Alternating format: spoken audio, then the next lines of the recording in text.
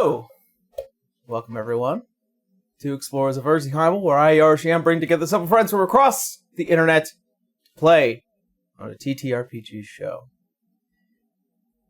Welcome to the first episode of our brand new campaign.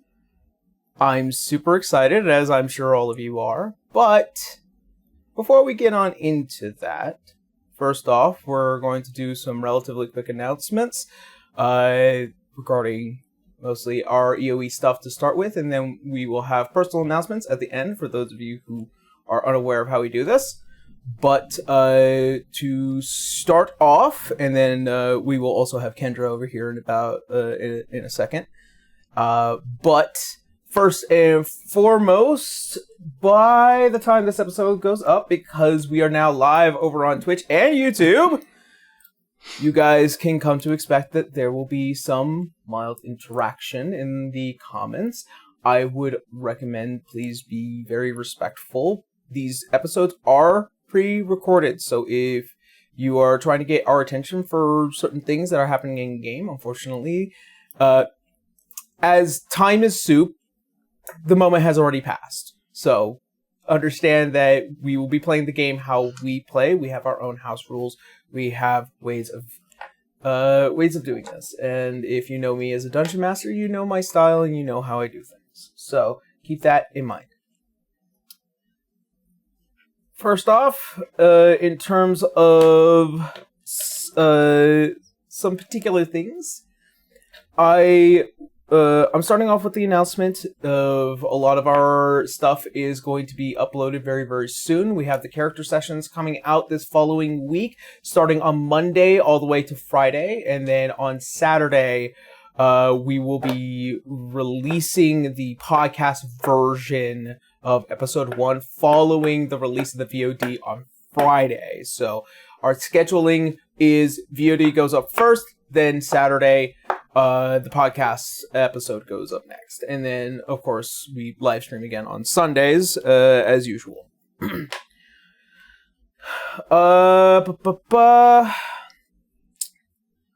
see. I don't really have many announcements in terms of homebrew content, mainly because we are now moving to this system and having to add the additional A5E mechanics for particular archetypes and subclasses is going to be different. So I'm putting a slight pause on making brand new homebrew stuff until I can have a bit more of a solid ground to write for that in the future. Speaking of A5E, as all of you know, this campaign is going to be ran using the Level Up system by EM Publishing, the Advanced 5th Edition game. There will be a announcement as we are also an affiliate with them, so keep in mind that, you know, some cool stuff will be given away very soon. And last but not least, I am figuring out a little bit about logistics on getting some of the miniatures that we have had for the past few campaigns. There's still some up on top of my shelf here, and there's a bunch that are in a box that need to head out. So once we manage to figure out logistics and how to get them out of here, there will be an announcement on all of our social media. Speaking of, in terms of announcement, we also have a new social media manager, which will be handled by Tara moving forward. So me. Yeah, you. We'll be getting more into that a little bit later. And I believe that's it for a lot of the major announcements. And the other big thing is, if you want to catch the episodes early and directly support us, there will be a link to our Patreon, and there are some perks that come with the Patreon, such as character sketches and naming NPCs and getting the opportunity to kind of interact with us a little bit more directly. So if you guys want to go check it out, there will be links down below, and I believe that's it for now. I forgot to put up the sponsor stuff. That's what. Yeah. Well, I'll fix it during break. But with that being said, I'm going to leave it up to Kendra, who will be doing our ad reads from now on. Yes, that's my new job. I get to be an ad reader. Hooray! So let's start off with our first sponsor of the day, EN Publishing. So for this game, we will be using their Level Up Advanced 5th Edition to get everything going. That is that book right there. It is about a little over 600 pages of content in there to make your characters any way you like. One feature that they do have in there is a special expertise dice system. So basically, whatever your feature, whatever your traits, you get some special dice to make it even more cool, depending on what you want to do. So keep an eye out for those and read up on that. That's a really cool thing, and I hope we get to use that a whole bunch during this campaign. Yes. And he did mention something special about this book. At the end of the month, there will be a giveaway for one of these books. So, we'll specify more about the exact details on entering, but if you want one of these for free to keep for yourself forever, please look at the details in the description. We'll be able to get you entered and get everything all figured out. Lastly, though, for EN Publishing, we have a link in the description where if you don't win one of those books, you can still buy it for yourself. Use discount code EOE. You save 10% and we get a little bit of a kickback. I think you'll enjoy it. Second, we want to mention Volante Design. If you see this lovely vest that Erin is sporting today, it is brought to us by Volante. They are fighting against fast fashion. They're looking for sleek, modern, and long-lasting clothing. So if you want to look really cool like what he is with that vest, he's got all sorts of other things he's going to be wearing, and he'll show off, I think, about half the offerings that they have on the site. Yeah, eventually as time goes on. But the thing is, they're not just clothes. They've got all sorts of other things. Accessories like capes, scarves, gloves, and more. They've got bags, patches, pins, play mats, straps. Whatever you want, they probably have it. If you look in the description, discount code EOE, you'll save yourself a good chunk of change. And I mean a good chunk of change.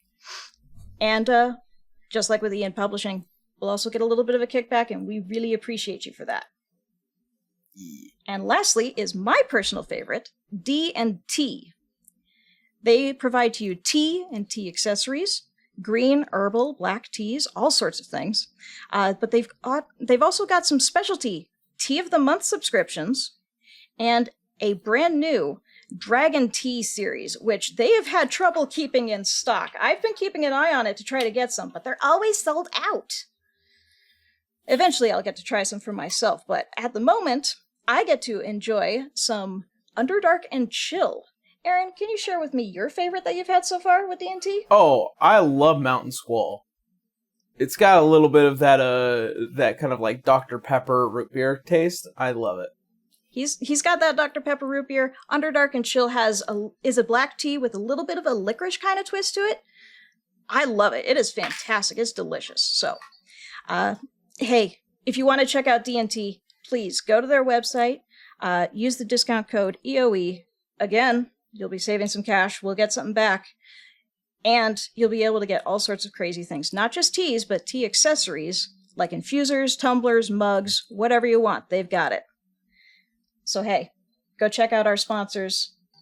Use EOE in the checkout. in the checkout. And hey, you'll be supporting us. You'll be supporting them. We love them just as much as I hope you do. So. All right. You want to know what? You're going to get really good at that very quickly. I promise you. This is episode 1. Yeah. This is episode 1. You did Get great. better at it. Yeah, you did great. You've been watching me do it for years now. It's great. Watching and listening and then taking from you. Yeah. All right. Well then, that all being said, my friends, we're ready for today's first episode. Yeah! Let's go. Hell yeah. Let's go. Alright.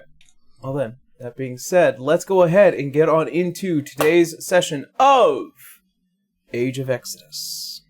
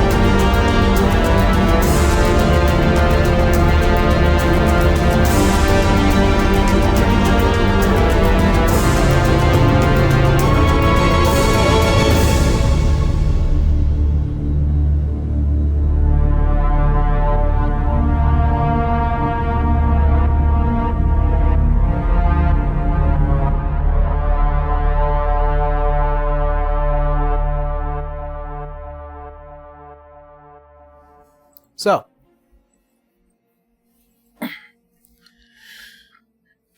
as the eyes of the world descend,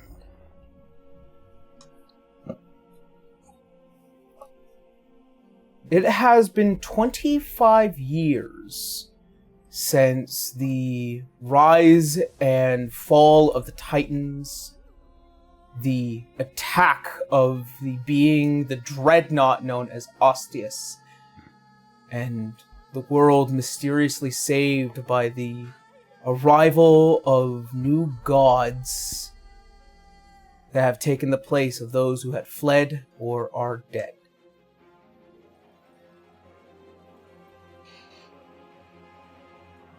Eardsihimmle and many of its reflections have changed dramatically. Lands have shifted. There is a massive disk of fragmented dreadnought debris that hovers in the skies above. And even in the far realms of the Fae and the Shadowlands, even the kingdoms that were once bound by Seelie and Unseelie have now split between seasons and times of day. A rebalancing. A new world. And a new age. Over the course of the past 25 years, though, we find ourselves within the lands of Alernon. A sprawling, broken landmass between the east and the west. A coalition towards the east that is bound by Lowbondle, the land of Vale, and the northern city-state of Dracovania. And those of the Dwarven influence have taken over quite a bit that have now changed the city that was once Stolth into a Gethgajol. But more prominently has become a jewel where the arrival of the Earthraiser had turned over the very lands itself. The city now known as Kerymhorath. A thriving city that is ran by mages, a magetocracy led by a mysterious Grand Magus. Here, the dangers are many. The city has been heard to be in turmoil with what is a organization known as the Order of the Sharzan. While the threats are many, and the dangers just as prominent, there is the promise of wishes granted and power to be gained and treasures to find within its massive built dungeon and the secrets that lie deep below. And as such, we find ourselves slowly making our way to the southeast end of Kerymhorath, where the adventurers have slowly begun to coalesce within the guild hall that was recently built by one Vance C. Knight.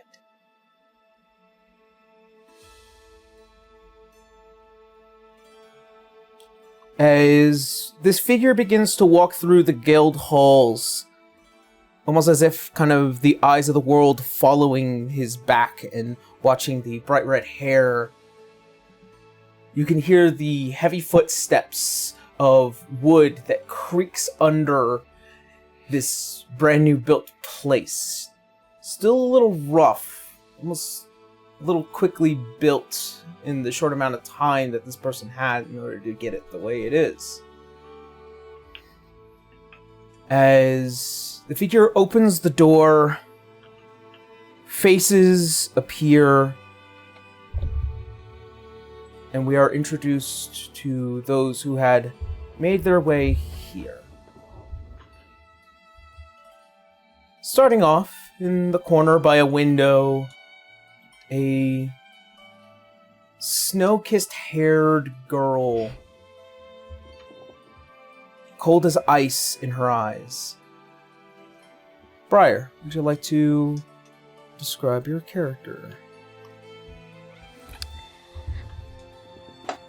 Briar is a somewhat small Eladrin woman. Snowy white hair, pale skin, icy gray steel eyes. She was a guardian training in battle, so she wears practical clothes. They're warm, sturdy boots. But the air around her is biting cold everywhere she goes. Okay. As the transition of the eyes begin to move over, we see a huge, tall, young man, well-built, sword on his back, and kind of this fur pelt. Abel, would you like to describe your character? So Abel is a large, human-looking young man, like you said. He's very broad, covered in furs, and has a large scar over the right side of his face. And he's very comfortable, jovial-looking. He's never feeling out of place in any situation. He feels like his sword can carry him most of the time.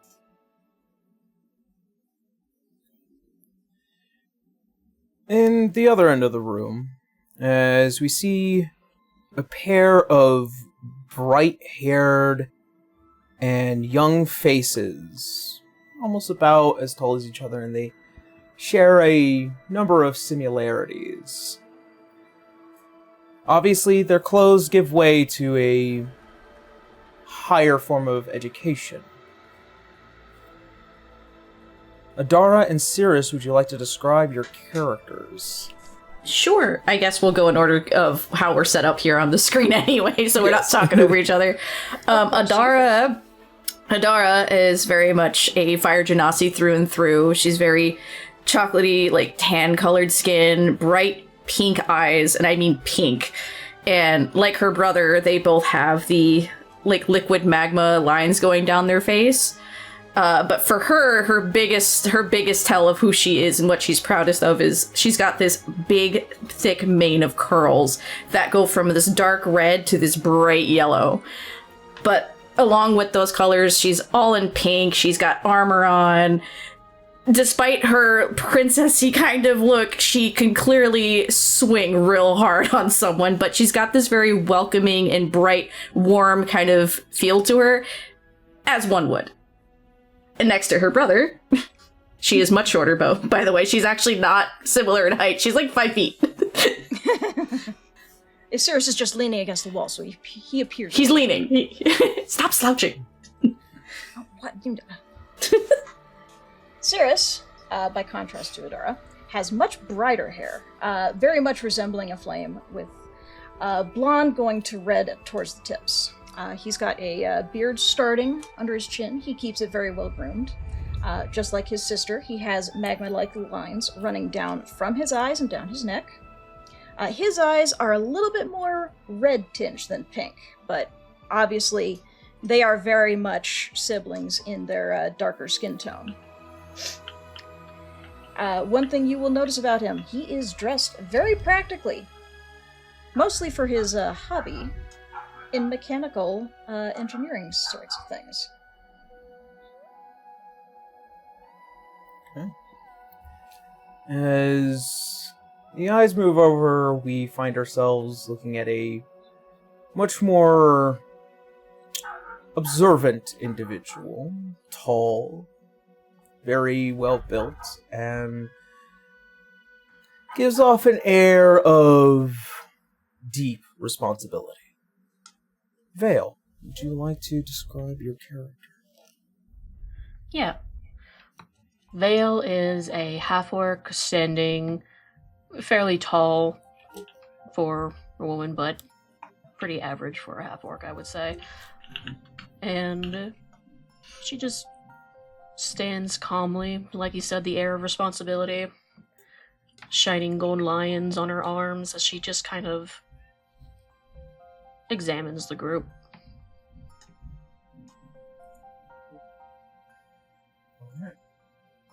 And last but not least, the last person to have entered this room, a somewhat tall-looking man, covered head to toe, and certainly one would describe as a experienced-looking veteran.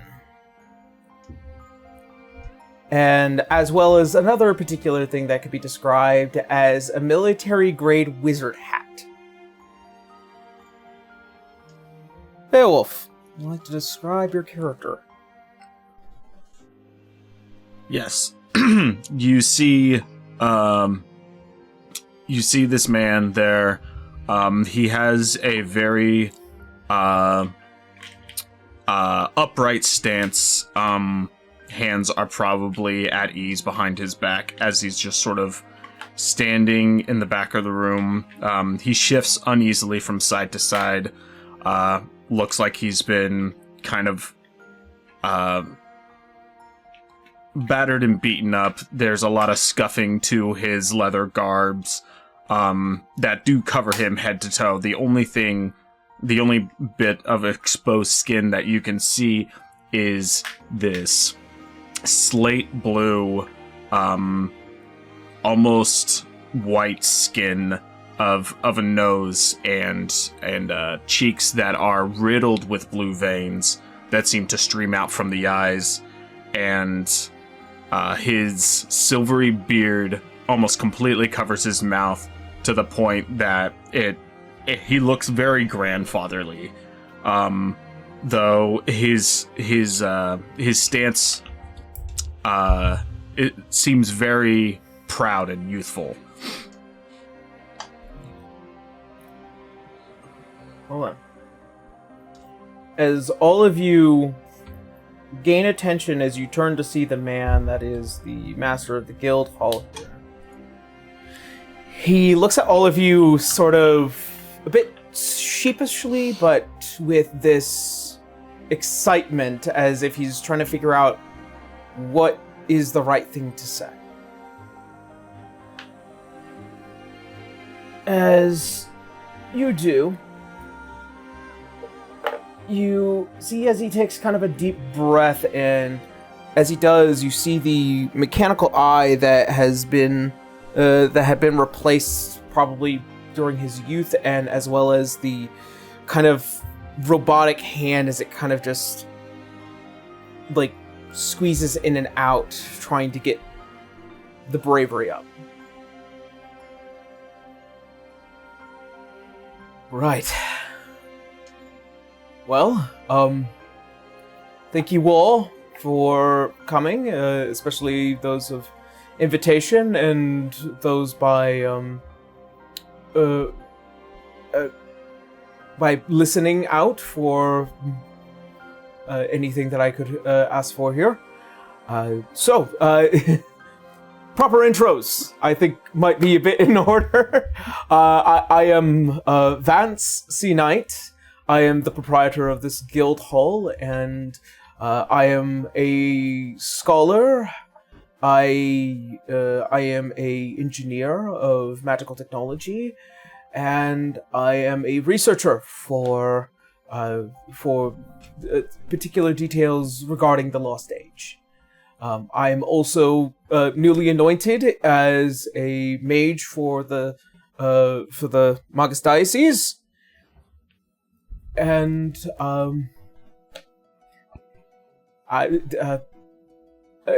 if you have any questions about me and details about me, you're more than welcome to ask.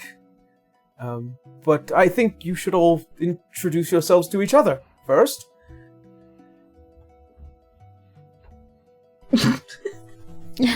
I guess we'll be first.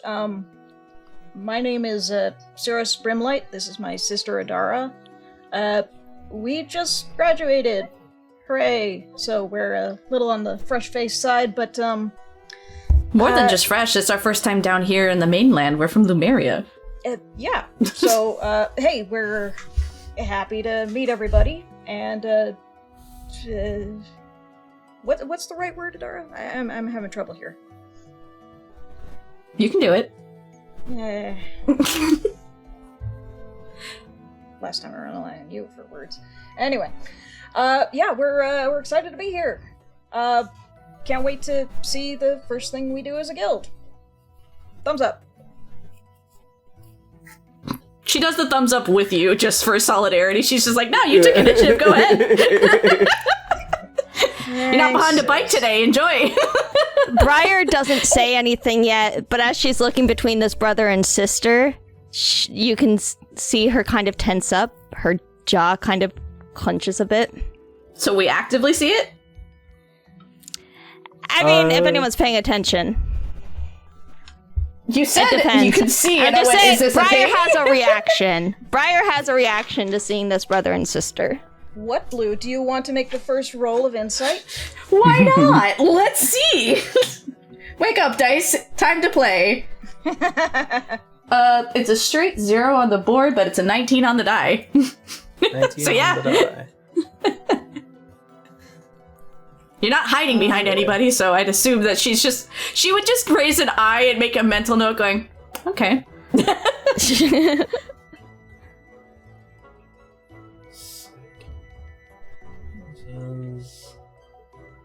Briar.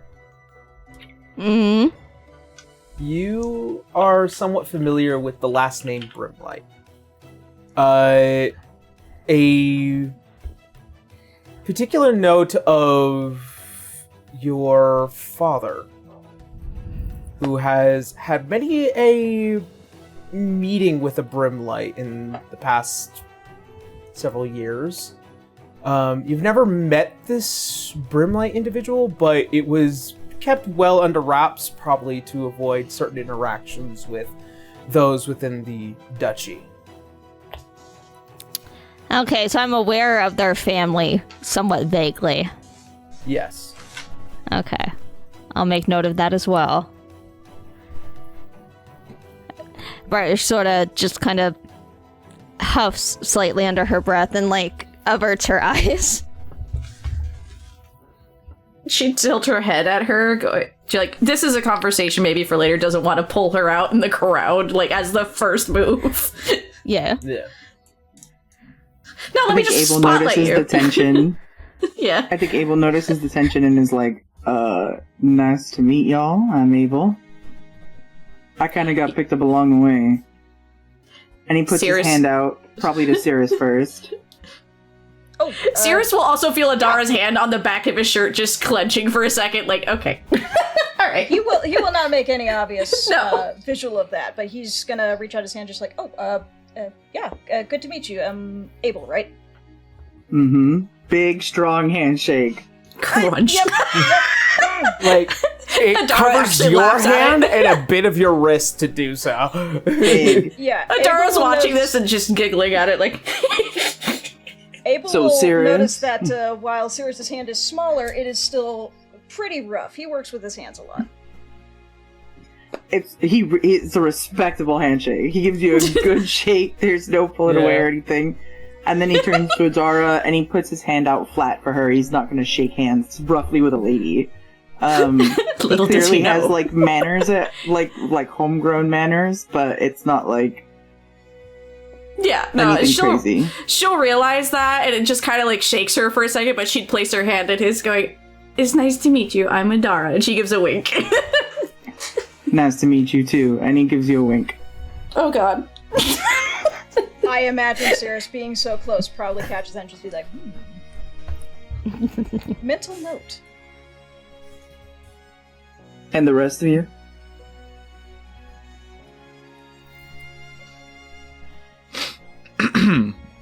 I am Vale Aurora. I am a cleric of Ifrit, and I specialize in healing. It'll be a pleasure working with you all. Pleasure. It's nice to meet you. Holds his hand out to her too, the same way. Holds out her hand. Like, just kind of places it in his. Tough crap. It's the first day, give it a minute. I'm pretty sure we'll loosen up over time. For the sake of it, Abel, Mhm. as you shake her hand, you see the massive braces with the this divine lion's crest that kind of has a bit of the wing design on each side, and this massive roaring beast. Make me a religion check. Okay. Let me just find that here.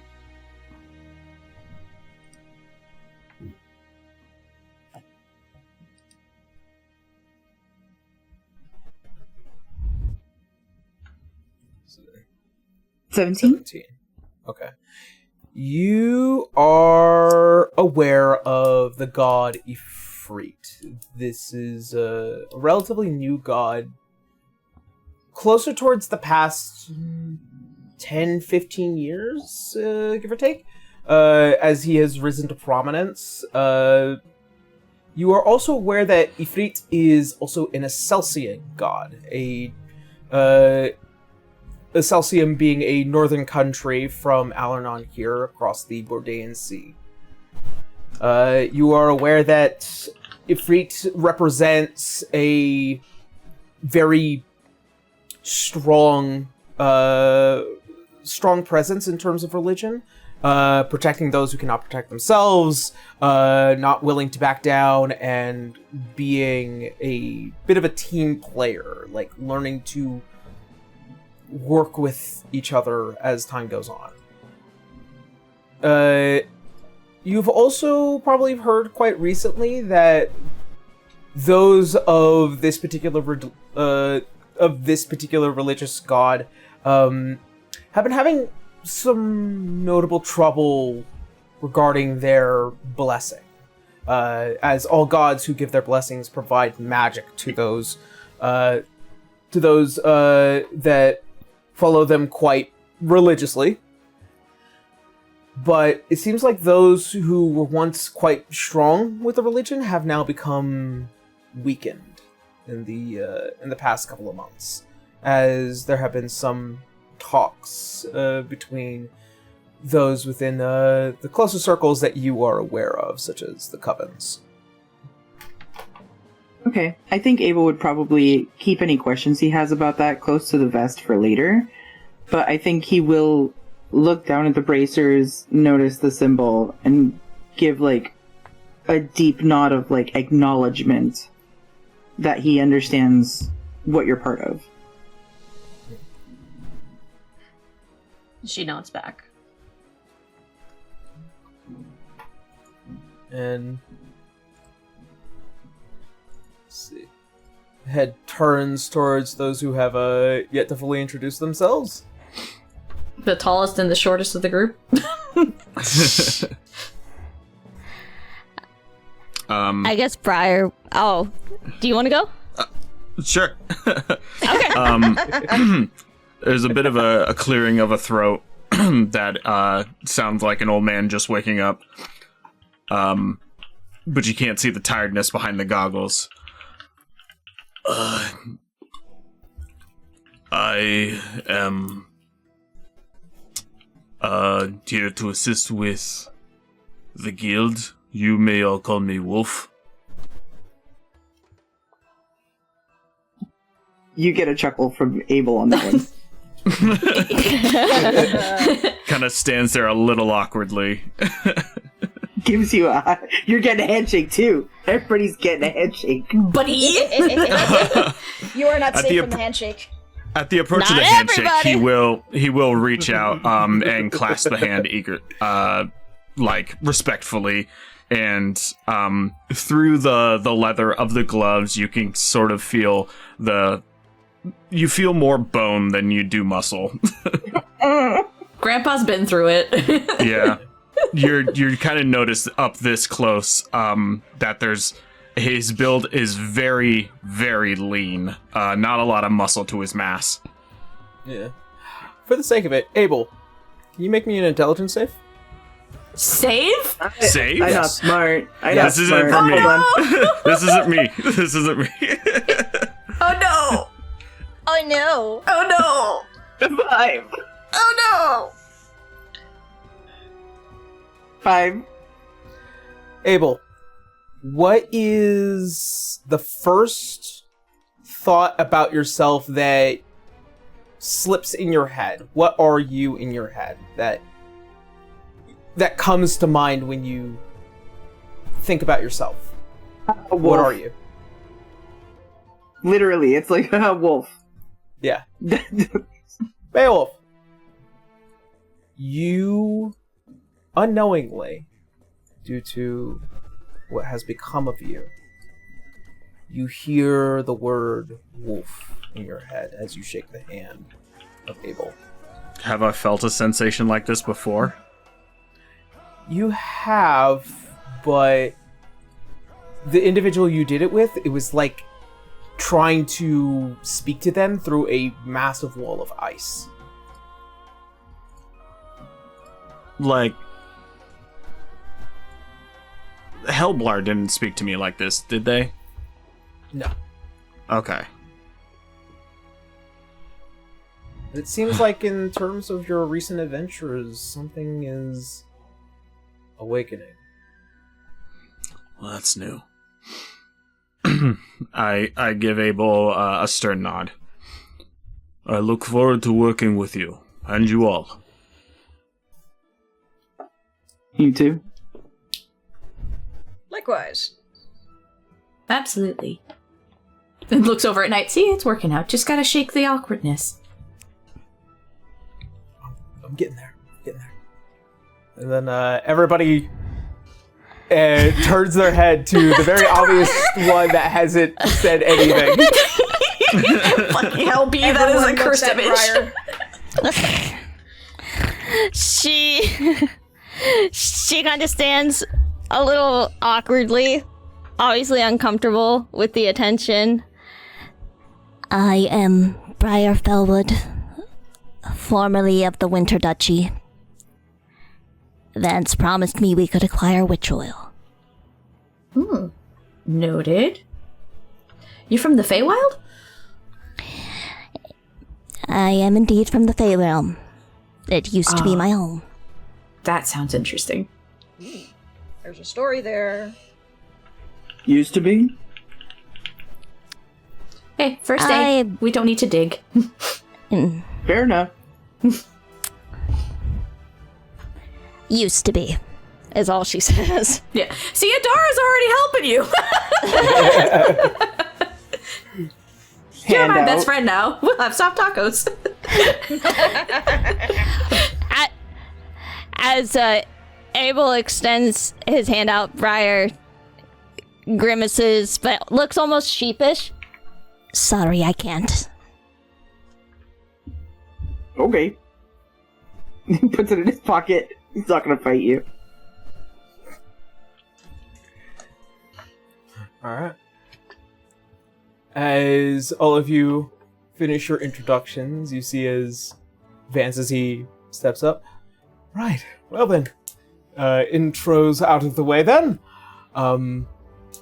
So, first order of business is describing what we're going to be doing here. As I said, the goal for this particular guild is finding and researching the depths of the dungeons for information regarding the Lost Age. This could include artifacts, this could include lost knowledge. It may even extend out from the dungeons.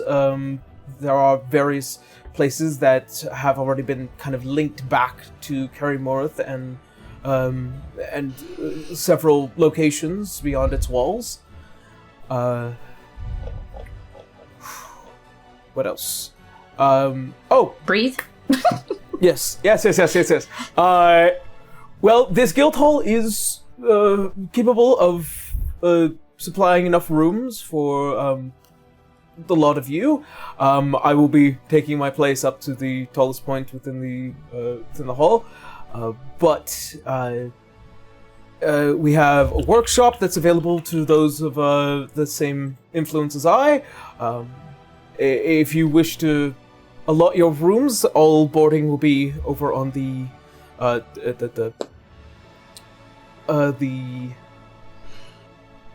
east end of the hall. You got there. For the first floor and the second.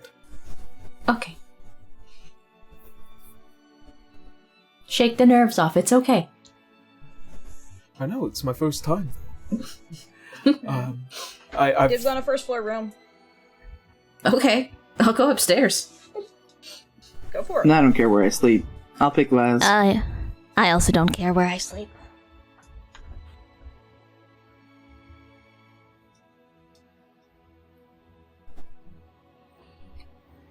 Will you call us when you need something? Yes, actually, as he kind of just, like, turns around and he goes into, like, one of the bags that he has, around his belt, as he kind of, you see half of his arm enters it and then comes back out, with what looks like to be this kind of thick binded scroll, before kind of pulling it out and placing it on the center table within the foyer here. And you see it is the certification and as well as a particular task for exploration regarding the upper ends of the dungeons. So, the tower is usually trying to perform certain tasks of maintenance in order to make sure that the monsters that are there don't come out. So, we have been tasked with exploring and removing a ant-hag nest. Cirrus will raise his hand. Yes. So, monsters and everything. Are we expecting anything really big, anything really crazy, or just taking care of the little nuisances right now? I think for right now they're just little nuisances. We don't want them getting too much older. In about a couple of years, they'll grow big. And if they grow too big, they can become queens, and then queens create more, and then becomes a whole mess. We're just stating, for obvious reasons, at least for the two of us, we are green thumbs. We just graduated, and we first time here, so we don't have much experience in the real world just yet. Not Well, to say that's we're perfect. hopeless, but... Yeah. Well, that's why this is the perfect task for us. Okay. There's plenty of you, and these ant-haglings should not provide too much of an issue for the group. and certainly it will. It does pay well, quite luckily, and of course the guild will take their 5%, and then leave the rest to all of you. So if that works out for us, I'll let you guys get settled into your rooms first, and then tomorrow morning, I'll send you all on your way to your first mission. DM, do I know what Akhegli? What's the monster name? Athags. Athag. These are these massive insectoid-like creatures that dwell underground and burrow, and they make their nests in these kind of pocket spaces in the dungeon. Since it had been kind of used, this massive tower had been used as a cap for the dungeon, there is a lot that is underground that has been moved. There are creatures that are coming in and out of the place, and since this cap was built, it was specifically designed so that way they don't come out of the city by sending more adventurers in order to deal with them. So Haglings are the baby version. These guys, you know, you put a sword to their neck and they're more than likely to snap. Gotcha. Fair enough. Have I dealt with monsters like this before? Or do I know of any weaknesses that I can employ? Make me a survival check. Survival check. Okay. Yeah. You're a little close there, but not entirely. Pull out this book. Excuse me.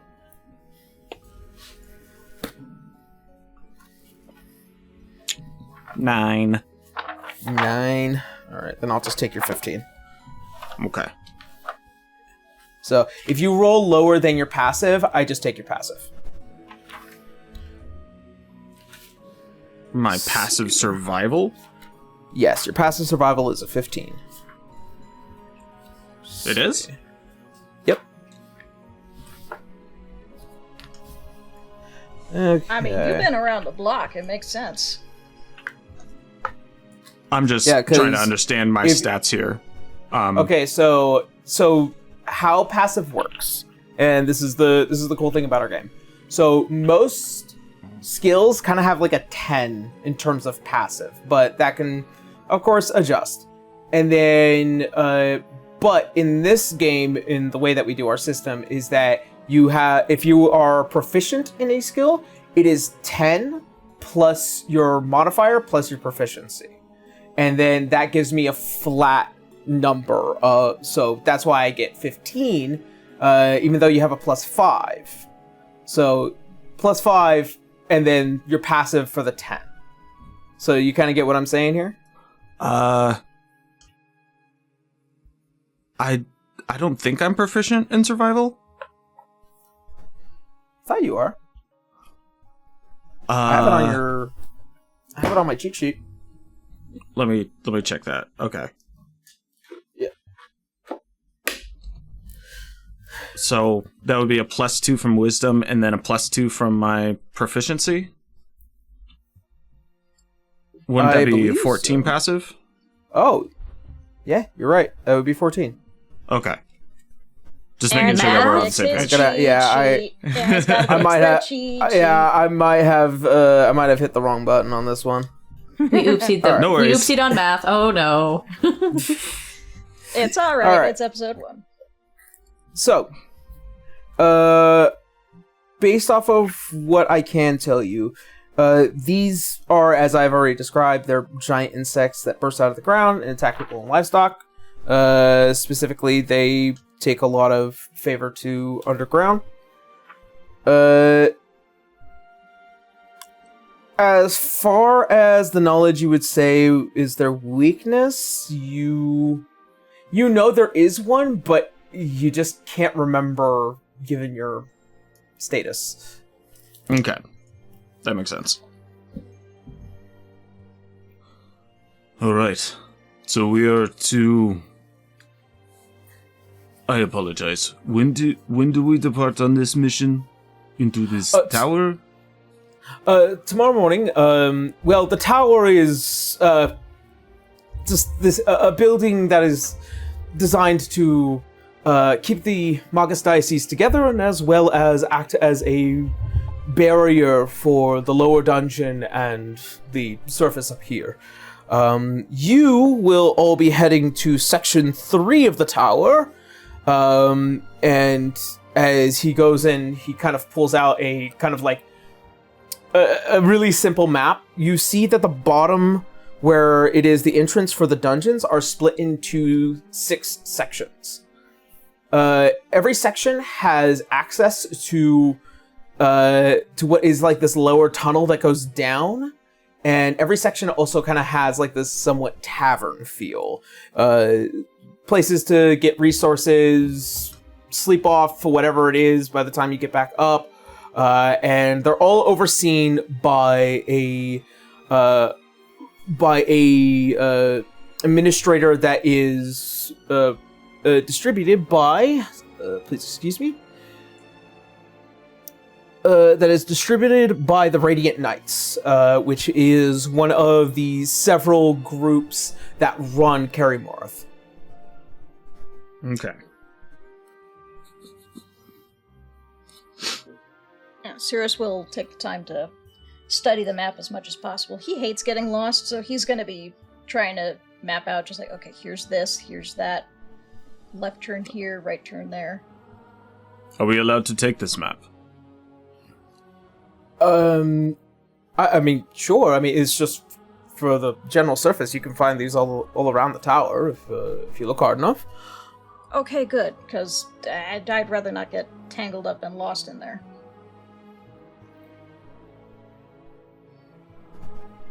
But yes, when you manage to make your way to Section 3, you will speak to the administrator, Lady Karen Paluto, and she'll take care of you.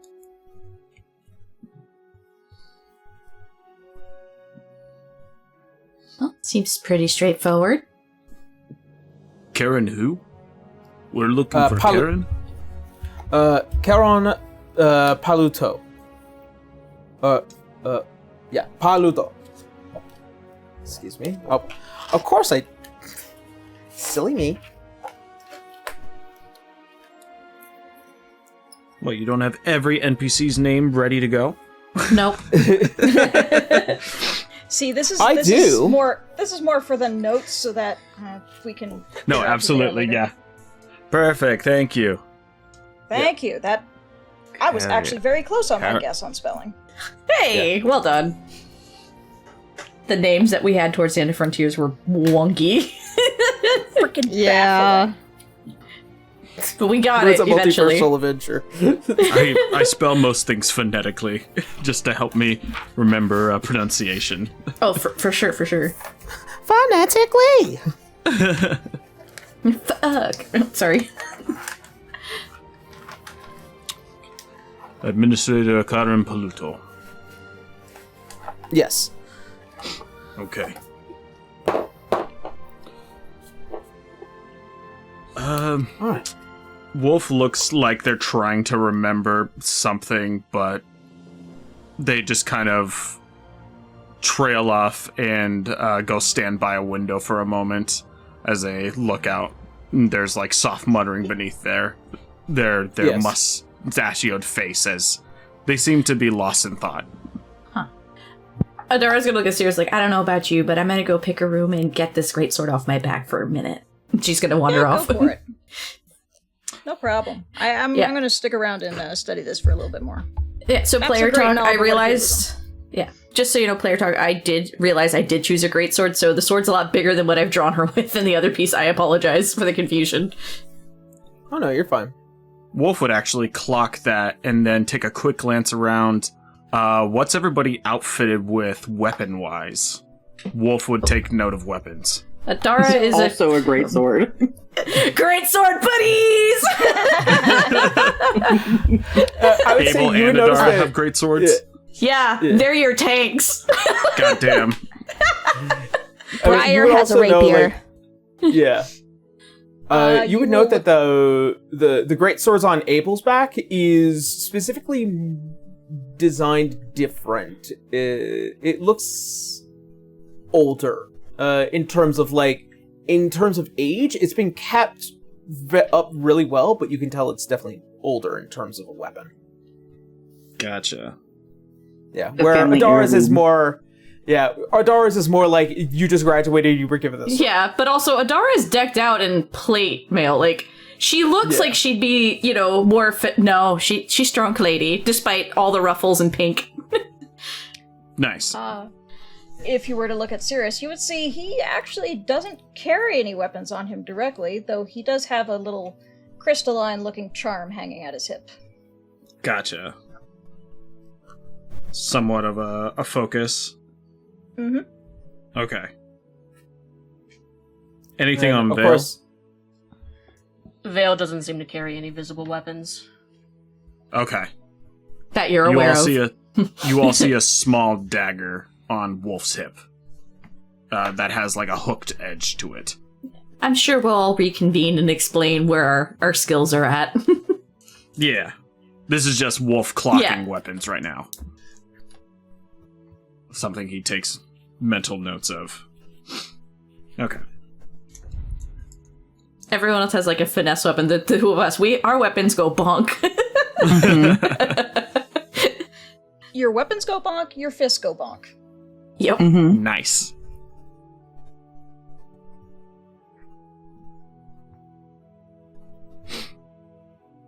Okay. Well then, as you guys begin to disperse and do your research, let me see if I can grab something here for all of you. Yay. It's Grabbing a thing? What thing? grabbing things A thing. already. Yeah. Come on. Come on. There we go. Go ahead. It's a boy, oh god! Sorry. Just gotta cover up something here. From the top rope with a wooden board! It's everywhere! It's the carnage! Go ahead and grab it.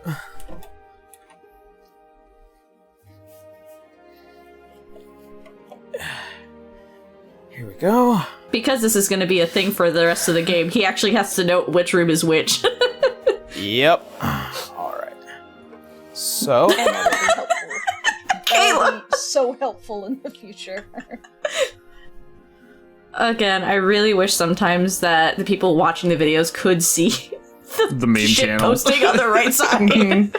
Look at this, it came out so good! Ooh. alright. That's so so nice. to start off, this is kind of where we were all at. The window is right about here.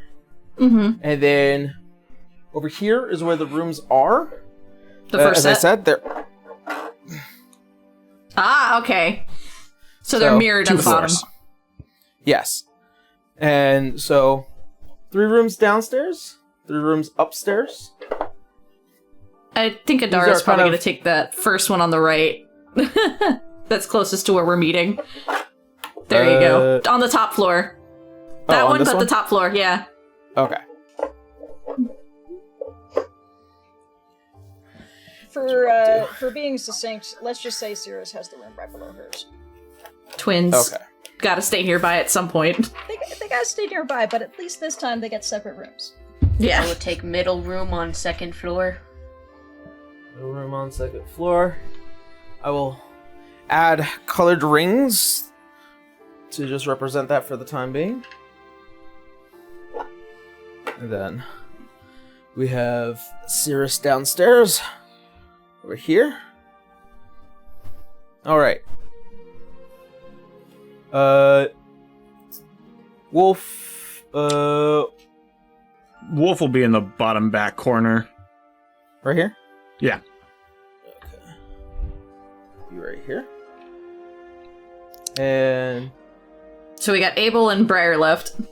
yeah. Briar will take the middle room on the bottom floor Oh, we're flipping between it. Cirrus and Wolf.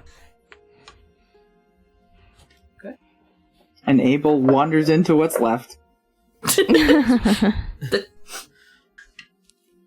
Raging ring right there. Alright. Well then, that being said, we now know whose room is rooms. Easy peasy. I'm gonna go ahead. That's such a nice printout, though, Aaron. Well done. Mm-hmm. Wait Is that until with it's your new done being machine? painted. Yes. I spent the past 3 days printing this.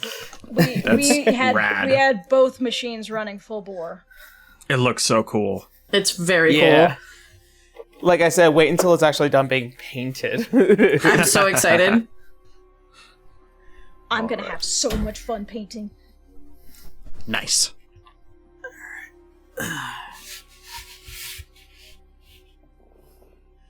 Alrighty. And then, over time, we will go through details on how you guys will kind of decorate your rooms. I will be printing out whatever it is you guys want me to put in there. Just keep in mind of the size. Keep in mind of the size, and whatever you do want in there, let me know how you want to personalize it. Hell yeah. Alright. Well then. As you all go to take your rooms, you do notice that there is like a kind of like thinner ladder set that goes up to the top third floor, where you'll take note as to like where you see like kind of Vance doing a lot of his note-taking, record-keeping. You'll see that there are 2 of those side rooms by the time you reach the second floor. There are 2 side rooms that flank a center room. Those are supply closets for the most part, and then that center room is for record-keeping. And then as we go back downstairs, there is that massive workshop area all the way off to the side. And then you'll see the where you guys are is doubles as a kitchen and a meeting area. However, that can be moved as the building is very big. Awesome. Yeah, Wolf, after settling into the room, will kind of take a moment to go and explore the rest of the facility that will become his new residence or domicile for the time being. Yeah. He's kind of trying to take everything in. It's like somebody in a museum. He seems kind of fascinated by everything. Likewise, Cirrus will also wander about the hall, taking a note of where things are. But after a little while, he's going to be a little too excited. He's going to start wandering around in the workshop in particular. Yes. Your passive engineering tells you that there is nary a tool in here that does not seem out of place. There are literal lines around each tool and hooks for each specific one. There is a bit of this mentality of OCD to this workshop. It's neat and it's clean. You also know that towards the back end of the workshop that there are a pair of sealed doors that can open out wide towards the back of the building that will allow things to come in and out as people move things along. Is that where the bike is going to be? It can be. I think for the sake of just like, he's still very nervous about his brand new Van Reaver, so he's going to throw open those doors and escort his nice little mechanical bike inside. It's not little. It fits both of us. It's his baby. Have I ever seen a bike before? No. Have you seen a Van Reaver before? On Yes. your way here? Yes. A couple of times, actually. Okay. They're making their way around Alanon. Okay. To the very rare few that are capable of not only affording it, but also maintaining it. You know these vehicles are kind of as powerful as 2 horses would be. Okay, but this isn't like new tech to me. This is new tech. This Okay, is so very I would new be tech. totally unfamiliar with these strange devices that I'm seeing all over the place. But if you yeah. ask Cirrus, he'll talk your ear off. Well, He will Wolf give would, you everything. Wolf will be wandering through the workshop as you're bringing the bike in. Wolf is actually looking around at the tools and stuff. Are there like any loose nails or anything like that? In kind of like the back where you see like screws, nails, fasteners, various other pieces filled perfectly to the brim, to the number, probably about 100 count for like each of these little slidey bins. Okay, Wolf is gonna pocket a nail. Okay. Yeah, but then turn and look to Sirius and the bike. What is this wagon that you're bringing in here?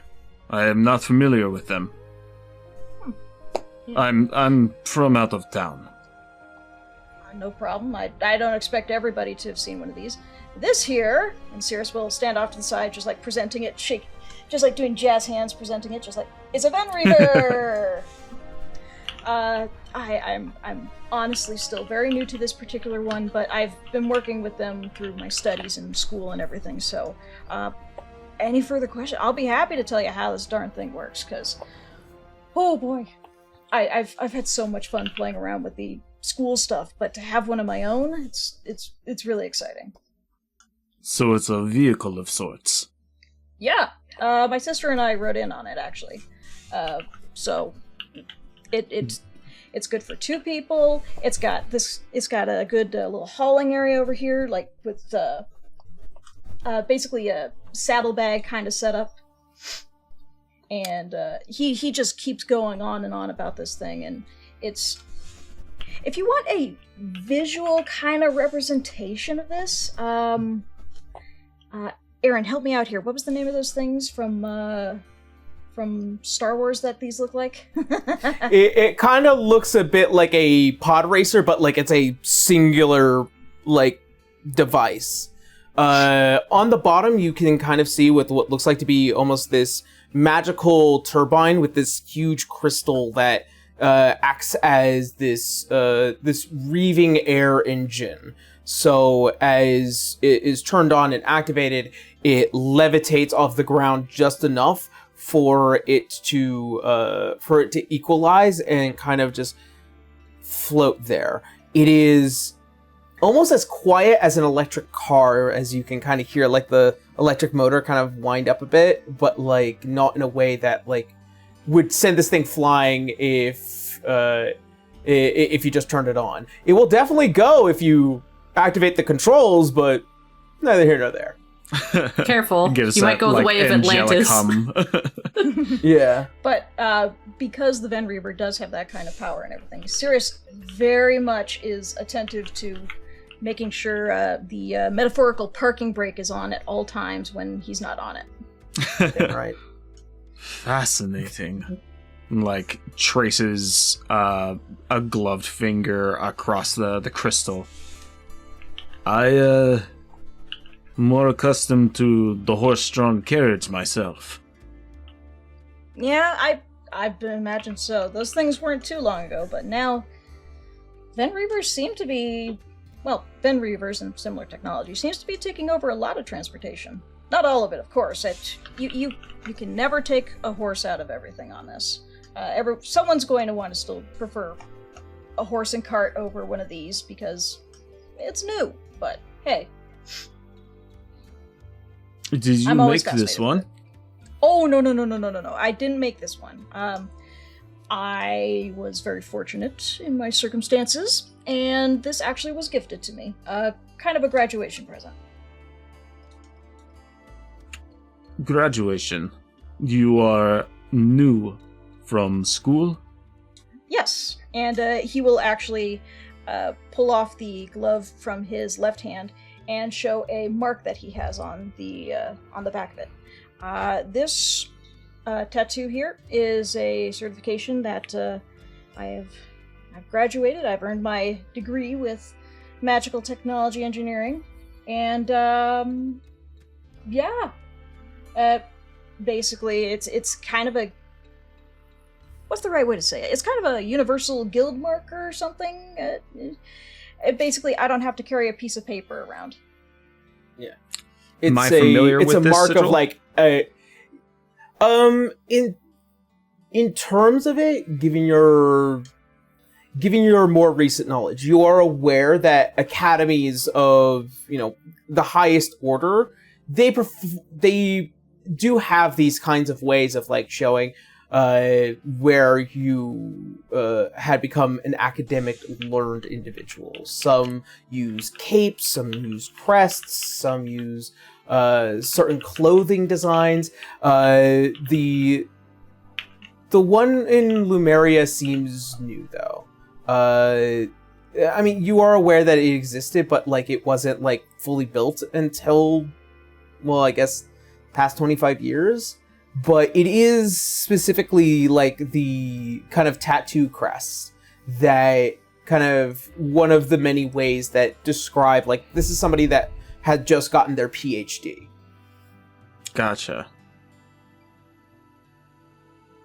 Well, I'm glad to know that we have smarts on our team. I will be best of service as I can. Well, sure. I'll be happy to show you a few things. Likewise. Very friendly, reaches out his hand. Wolf, you said. So, good to meet you properly. He offers you Will clasp a hand in return. Likewise, Cirrus. Is Adara your sibling? Yeah, she's my twin sister. We're only a few minutes apart. I'm the older twin. She's gonna scream at you later. You feel it in your neck. She never hears the end of it. Do I get any weird sensations clasping Cirrus's hand? I would say this is kind of a once a day kind of thing. Okay, I don't know Just what trying to that read means. everybody's minds and shit. Yeah. Okay, Grandpa. Damn. I'm not trying to. I'm just seeing I if it guess. happened again. I have the Abel. black spot on my hand and it triggered you. Black spot. Spins in a circle, spits.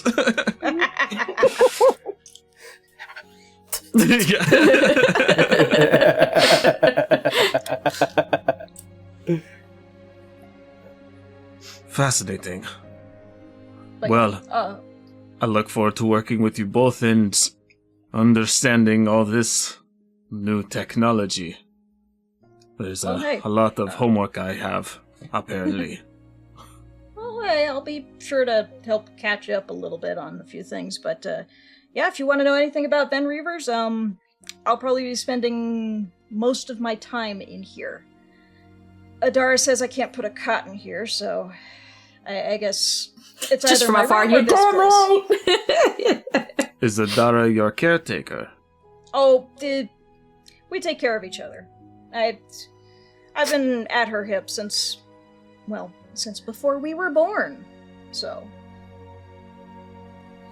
I see. Very doting of them. Literally dragging his ass out of the fucking workshop every day. Oh, no! Alright.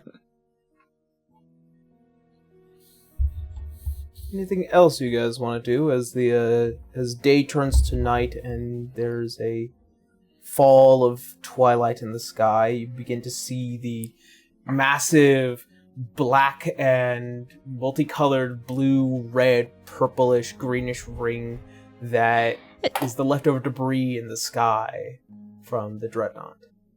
Is there room, like, outside? Like, is there, like, a space where, you know, Like a potentially... balcony. Oh, yes. Like- On the second floor. Like a patch of grass. Like, is there a yard? Yes, in the front there's brand new grass and a bit of dirt, one on each side.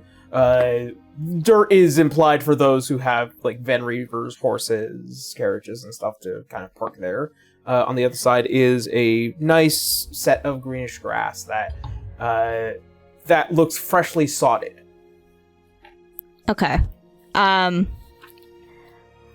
Briar, who is very used to like organized exercise and combat training, first they kind of get like a sense of normalcy. She's going to go outside.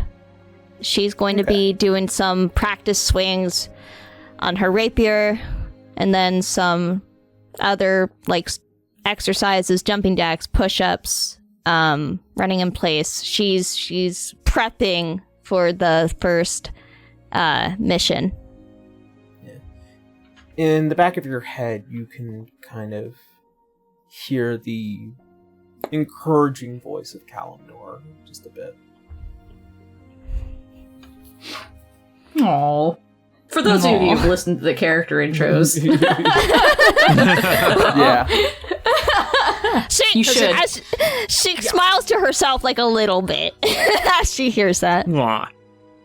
Yeah, I feel like Adara really wants to reach out to Briar in some way, so if she's, like, practicing, she would offer to join her in that case. I mean, if Adara sees her, then she could. can always go out too. Are there any bars or taverns up or down the streets? Oh boy. Yeah, I was also thinking maybe we'll look for food. I mean, there's, of course, here you can make your own food, but you would note that next door, a new building, and as well as what looks like to be a particular sign that indicates the arrival of a tavern to come soon. No active bars, though? No active places to eat? Nothing active nearby, but if you go further into the city, there certainly will be. Okay. I think Wolf would go for a stroll until he smells food being cooked somewhere. Alright. I'll get to that in a minute. Briar and Adara. Yeah. If you're okay with it, Tara, by the way. That's fine. Okay. She's like, oh no, you have a story. I'm gonna be your friend. Oh boy. It starts. Briar's going to be fucking pulled kicking and screaming into friendship. Thank God my strength is maxed out almost. Right. Nah, she would see you practicing, and she's just kind of sitting there with her arms closed until she's like paused. She's not going to stop you midway. Just like, you want a partner?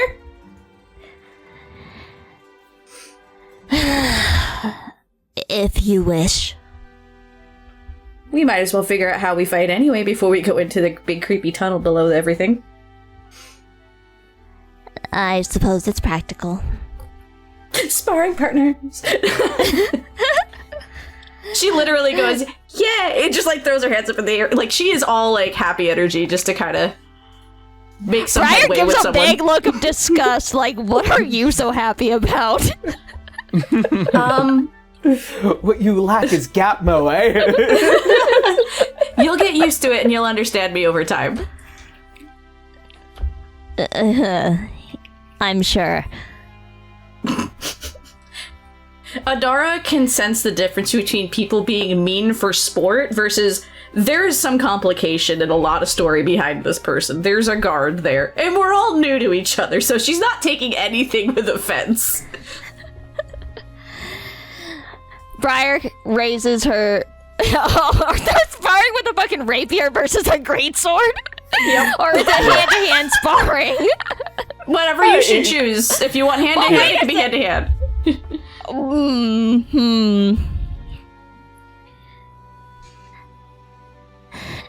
The problem is, if we were to spar, I could not go hand-to-hand with you. Do you mind to elaborate without going too far? She's showing respect that she's not trying to, sniff around into your business, you know? Briar will kind of just like raise her rapier and show Adara that there's like frost and ice kind of accumulating around the handle. Oh, okay. I understand. I mean, is this what this witch oil thing is about? Maybe? It's not a cure, but it helps alleviate some of the symptoms. Okay. I'll keep that up here. And she taps her head.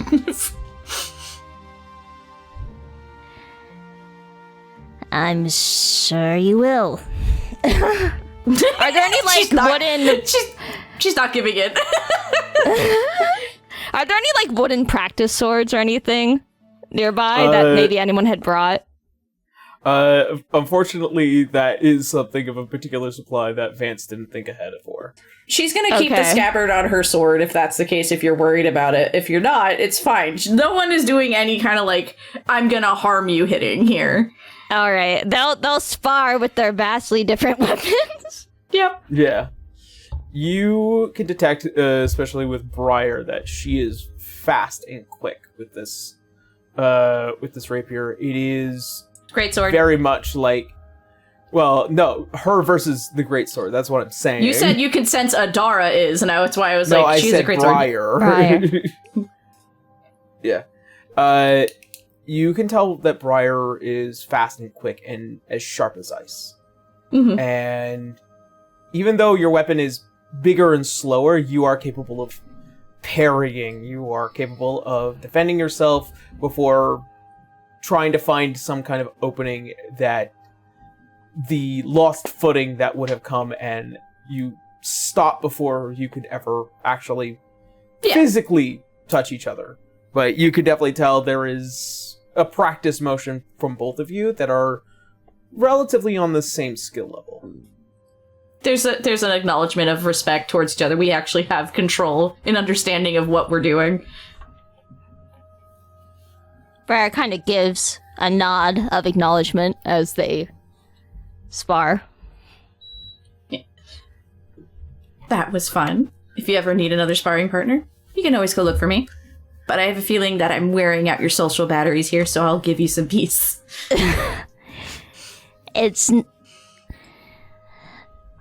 Briar just kind of sighs. It's not personal.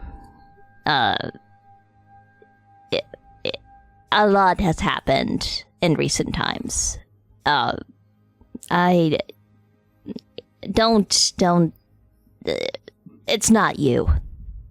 I had a feeling that's like the closest that Briar will be to nice. Yeah, right now. She'll acknowledge and actually be rather happy that you even went that far. She just gives a nod. She's like, "Well, I'm all ears if you ever need it. We just met, so we'll take it slow." Well, this has been enlightening, Adara. Thank you. Sure has. And she gives a wink, and off she goes to leave her be. She doesn't want to overdo it. Briar rolls her eyes, like kind of regretting it a little bit. Regrets. No regrets. Well then, as you two finish up your sparring, Vale and Abel, what are you two doing? I think Abel went looking for the kitchen and is like scrounging around in whatever supplies to make like soup or something. He's hungry. There is definitely a vast option in terms of soup. Easiest thing that you could probably make that's, health and hearty is a beef stew. There's just enough ingredients and a nice piece of chuck sirloin that can definitely be used for this particular task. I think Abel knows his way around a cauldron well enough to put together a nice hearty beef stew, find whatever beer is there, use that as a base, and start cooking up something that smells good. Thanks, Kayla. Now Yes. I'm hungry. I know you said chuck sirloin. I'm like, tacos. Fuck. Tacos, but steaks as well, and Funny enough, the twins Shit. actually have a cooking background too, but we just haven't said Nice. anything yet. All right. I think Abel's just so big that if he didn't know how to feed himself, Fair. you know, yeah. Yeah. No, I get it. Just wither away. And as the smell does permeate throughout the guild hall, unfortunately Beowulf's not there. Vale, what do you do? Beowulf didn't trust himself to cook. Abel's making a lot. You guys are welcome to join. I've got agendas. First mission. Oh crap, where's Grandpa? We gotta go find him. The center of the city is this way. Well, when it became twilight, Vale actually had headed outside. I kind of imagined that she saw Briar and Adara sparring together, and she would have watched from like a distance, just making sure of things, but also probably checking out the ground to see like if the ground is also impacted by Briar's frost. Only when she stops moving for a prolonged amount of time. Okay. But when she leaves the area, you can see that the frost dissipates. Obviously, the natural heat around kind of. Yo, defrosting. wait. Does she wake up to like a frozen bed every morning? Yes. Oh no, Elsa! Yes. These are things I didn't even think about. Ice These are Cube. things I was thinking about the entire time. think about it this way: you always have a cold side of the pillow. Glad you did That is true. Yeah. Win's a it win. benefits. After watching them come to a safe end and not needing any medical attention, Vale will just kind of walk off, probably just find a tree or something if possible. I don't know if there's any like around in this, if they have like one in a courtyard or something like in this. Oh yes. Towards the side of the guild hall, on the grassier end, you notice a freshly planted oak tree that's kind of still kind of getting there, but just tall enough in order to have leaves and canopy, especially during this spring season for at this point in Eardsihimmle. Okay. And yeah, she'll just sit kind of beneath that, watch the twilight sky and meditate. As you do.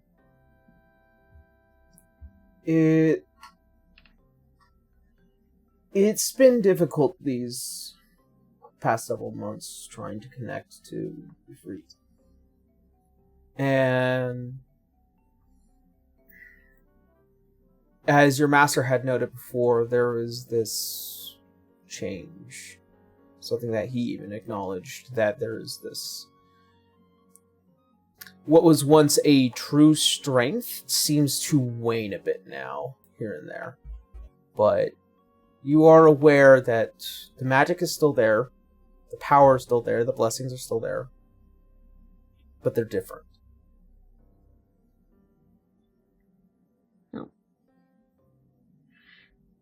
The gods work in odd ways. But this might also mean that the followers themselves are being impacted, which means that she needs to have strength in her faith even more so and help even more to keep Ifrit up. Yeah. To continue to protect people, to continue to like have protection for others. Of course. As The twilight begins to fade into the deep hues of blue. You see the refraction of that massive ring in the sky. A damn pert near almost familiarity of a full moon every now and again. But the rocks are so dark, all that looks like in the sky is a shadow and these deep red, blue, greenish, multicolored hued lines that are the fractions of those rocks that now encompass the world. Wolf, as you make your way into town, you finally smell the smell. Something of certain particular delights. A tavern known as the Carry Tap.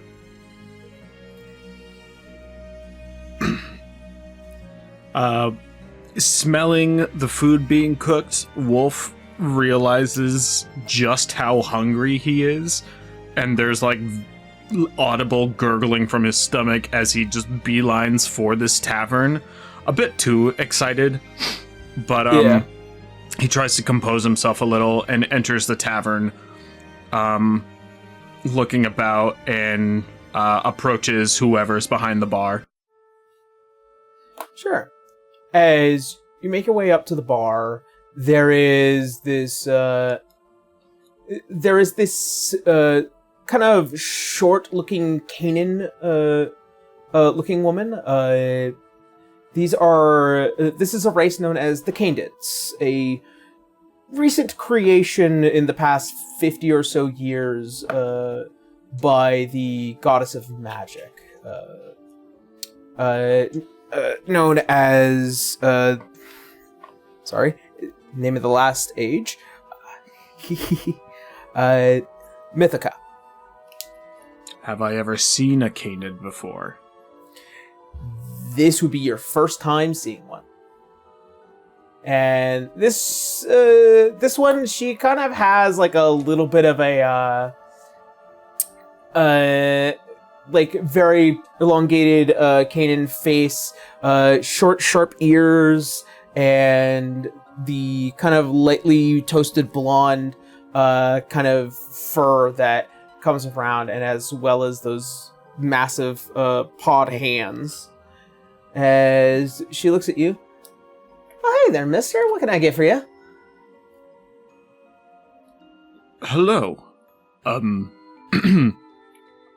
I smelled good cooking and I wanted to order some food for the night. But I did have a question. I've been on the road for some time and I've lost track of the days. What day is it? Good question.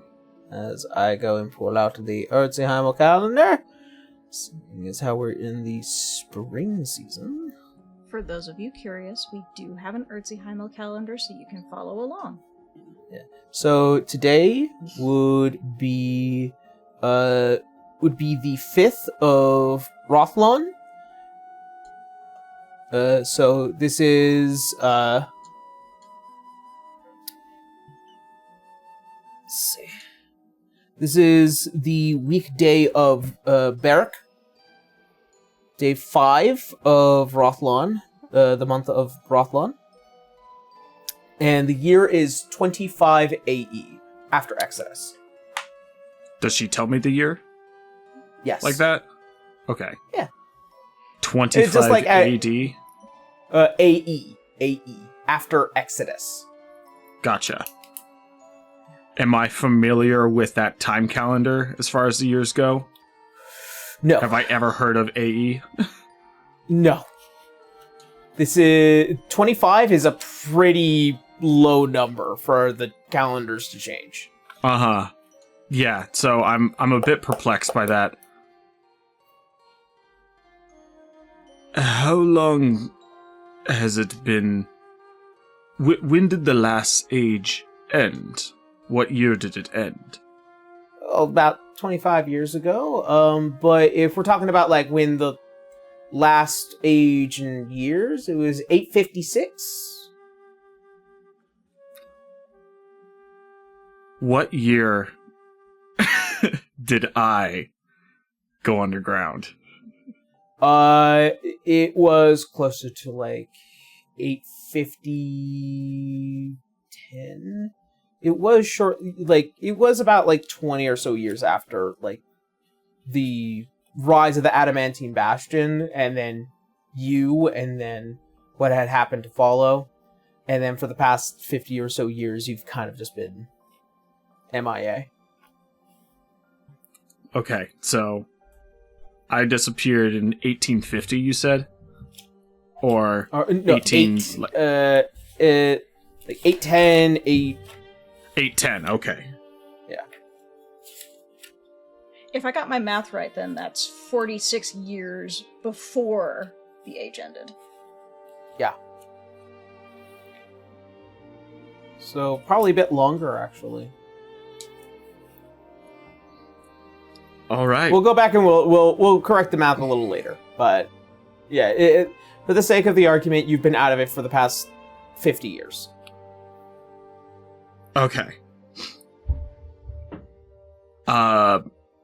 Wolf kind of has to catch himself and sit down at a chair as he's a bit shaken by that. I'll get something for you nice and heavy. Do you have a party platter?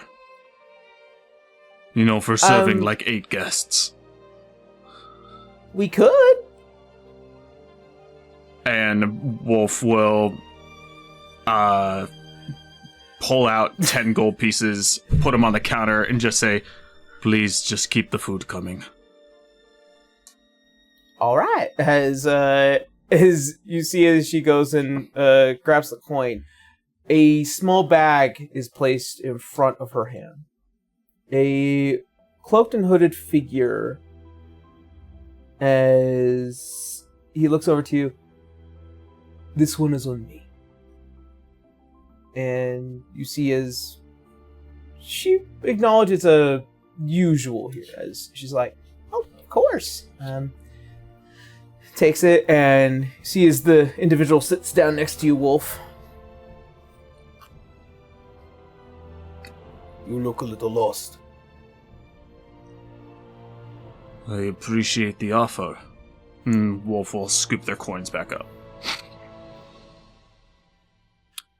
You could say I've been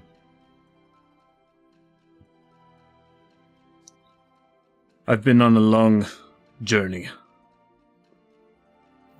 And who are you that buys dinner for strangers? As you see, as kind of the hood kind of looks down a bit. Somebody who acknowledges the same journey. Do I recognize this individual? You do not. You can see it is this kind of white cloak over the shoulders. The hood is up and there's like this red lining under it. The face has these glowing lines that kind of go down, and the facial hair looks kind of like fire.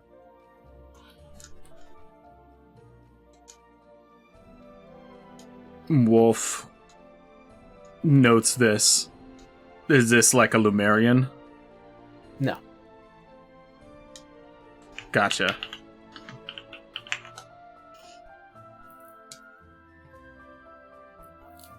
What can I do for you?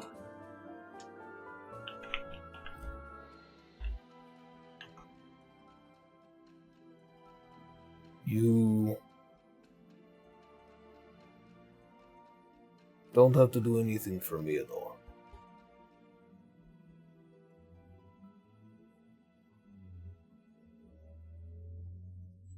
Well, I am taken. I don't know if that's what you're trying to do. By buying me dinner. Incredible. As you see, as he raises a hand, you notice on his left a beautiful etched silver ring on his hand. I am as well. So, that would not be my intention, I can assure you. Just the company of a stranger, then?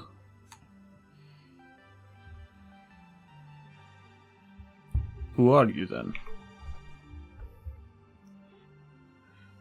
An old man trying to do his best. Well, I'll drink to that. You see as he does.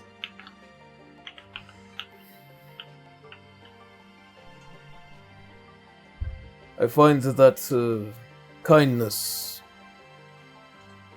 is rarely afforded to those in the city nowadays.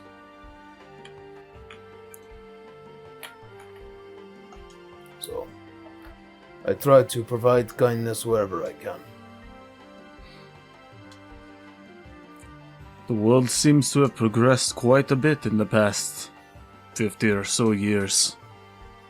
These new-fangled bikes and interesting contraptions I'm seeing everywhere. Are you familiar with the War of Valenstan? I am familiar, yes. They are an imperial aggressor to the south.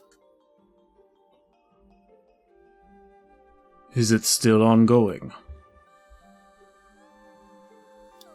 See. It is? Yeah. The way he said "see" is an unusual language. You've never heard it in your life. But he seems to mix between common and something else. The accent really gives it away. I do speak quite a few languages. None of which that you speak. Lemurian, not Thalian, from- Infernal, Draconic, and Elven? None of those. Okay.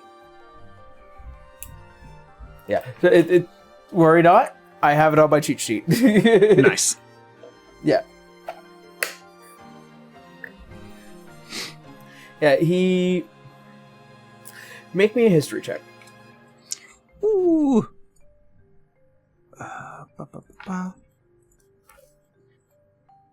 15. You would know that the accent, especially if spoken in common, sounds familiar to that of a language of those of the fiery persuasion. Especially those of the fire plane and those of certain genasi types that have existed in the past 2,000 years. Oh, so, like, I recognize that he's speaking Ignan, even though I don't Yes. speak it. Yes. Gotcha.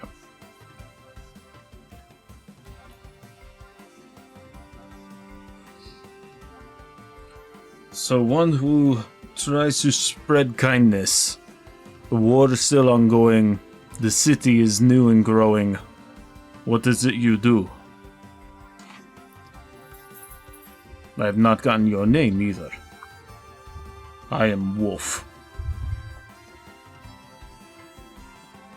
As you see as the head kind of turns, I am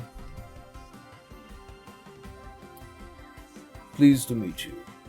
As he extends a hand out and shakes it. I'll return his handshake.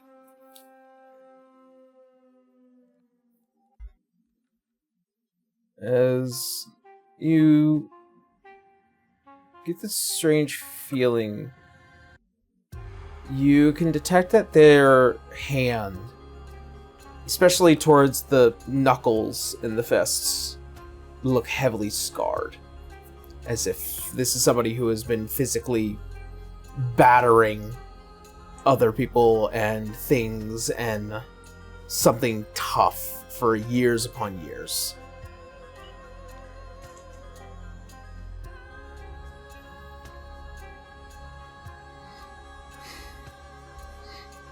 You appear experienced.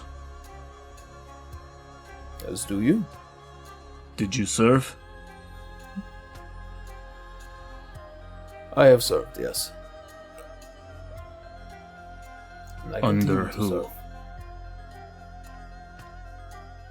As you say that, he delightfully goes under the collar a bit and he pulls out a small chain. You see, looks like to be the symbol, kind of heart-shaped with these kind of gold embellishments, and a kind of this deep blue gem in the center. This is a reliquary of faith that is familiar to the goddess of light, Noria.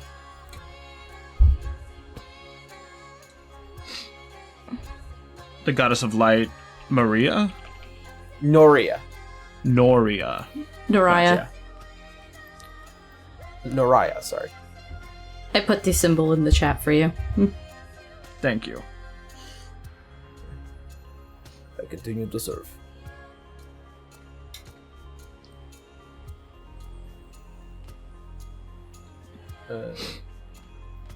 As you take note that the room has become quiet. The whole tavern has kind of just become a bit more respectful in the presence of this being. And they're all kind of just waiting for them to leave. To leave? Yes. So everybody this looks man. uncomfortable. Yes. Not uncomfortable, respectful. Bit of a Okay. difference. I clock that. You appear to have quite a reputation. Still haven't gotten your name. Or is it? Are you Feyborn? No.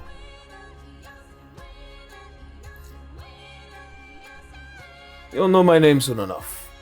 As he taps the counter and he stands up, you catch a slight look, and I need you to make me a perception check for me. Okay. Active perception check. Yep. 19. 19. You catch the look of two molten, burning eyes under the dark cloak. You can see a history with these eyes. These eyes have not seen peace for a long time.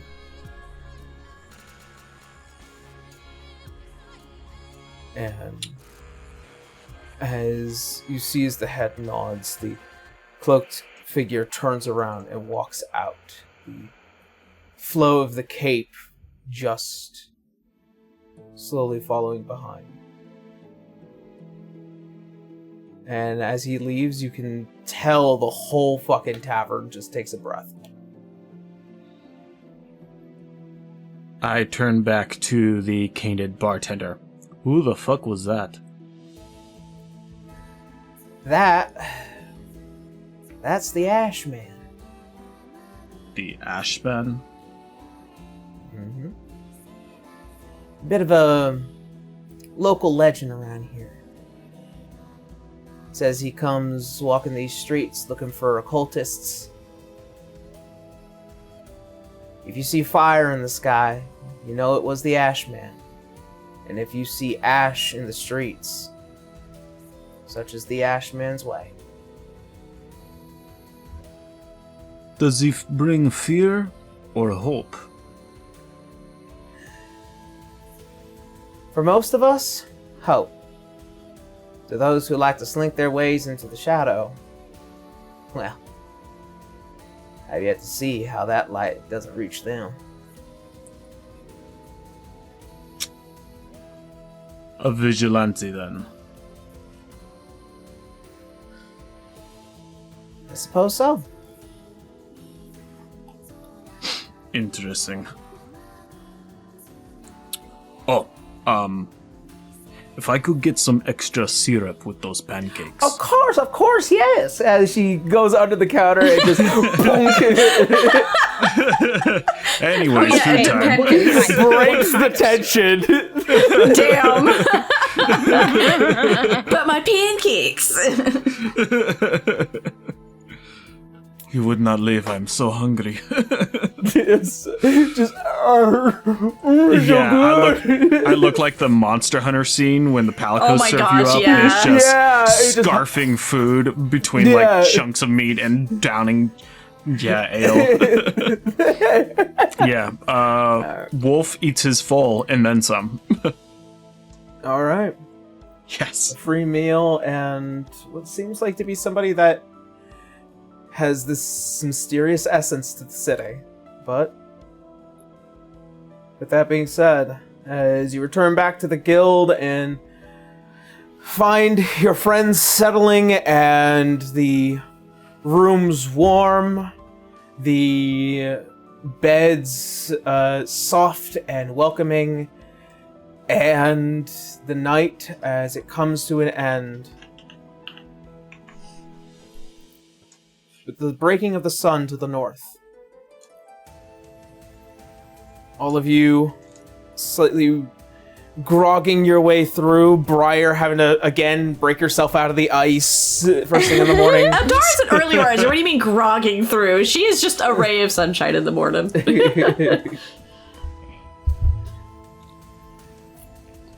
For Briar needing a fucking ice pick just to get out of bed. Just Adara seeing the ice around the door, like, knocked on it, like, you okay in there? I'm fine.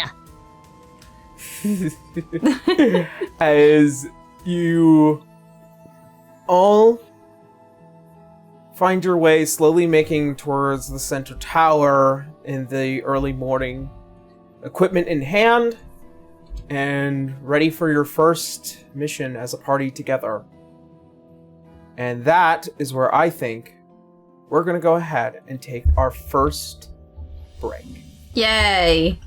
Woo! So I gotta go feed Lo-Fi. All right. So that being be said, back. we will be taking a quick 10-minute break. We will be right back. See you all then.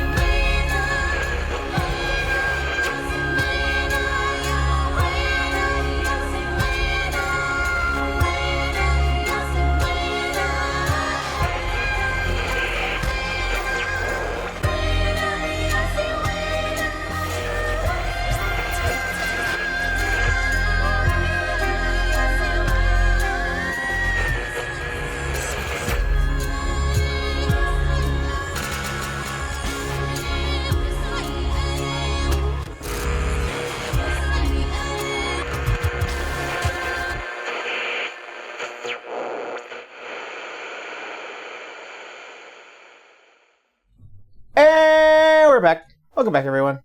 Yee. How we doing? Doing all right. I love how you went out to go get food, you come back and like, Abel made food for everyone else. Right. There's certainly leftovers, if anything. I'm sure he took everyone a bowl. Yeah. Yeah. Alright. I'm Which is pretty very sure nice. Beowulf could have made a little bit of room in his tummy for one more bowl. Wolf probably would have stumbled home, possibly a little drunk. Definitely ate way too much food. Okay, Grandpa, it's time for a He nap. earned it. Yeah. All right, Wolf, let's get you a drink and get you in bed. Let's go. Mm-hmm. The twins immediately helping you.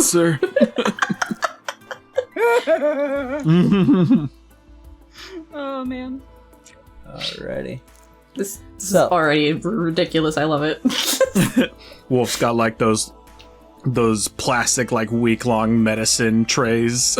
You just Oh, nap God, over yeah. one day at a time. Alright.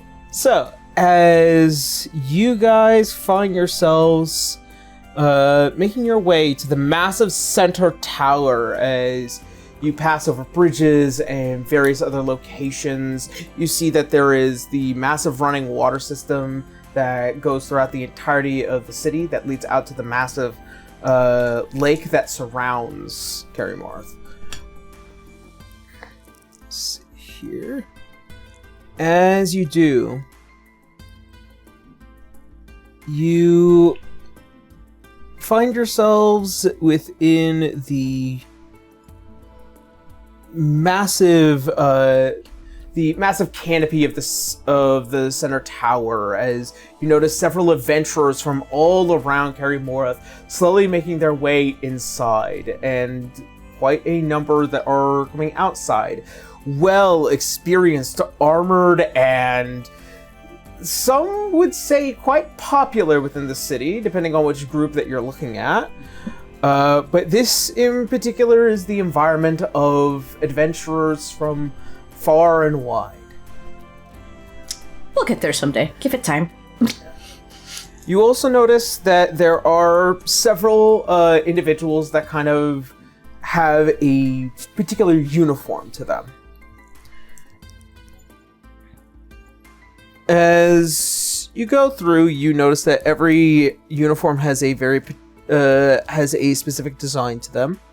But the most common one that you see within town here are the ones with like these kind of yellowish designs and the shape of like a dragon going from this side of the clavicle here over to the other side, as there is a chain that wraps around from the mouth and tail.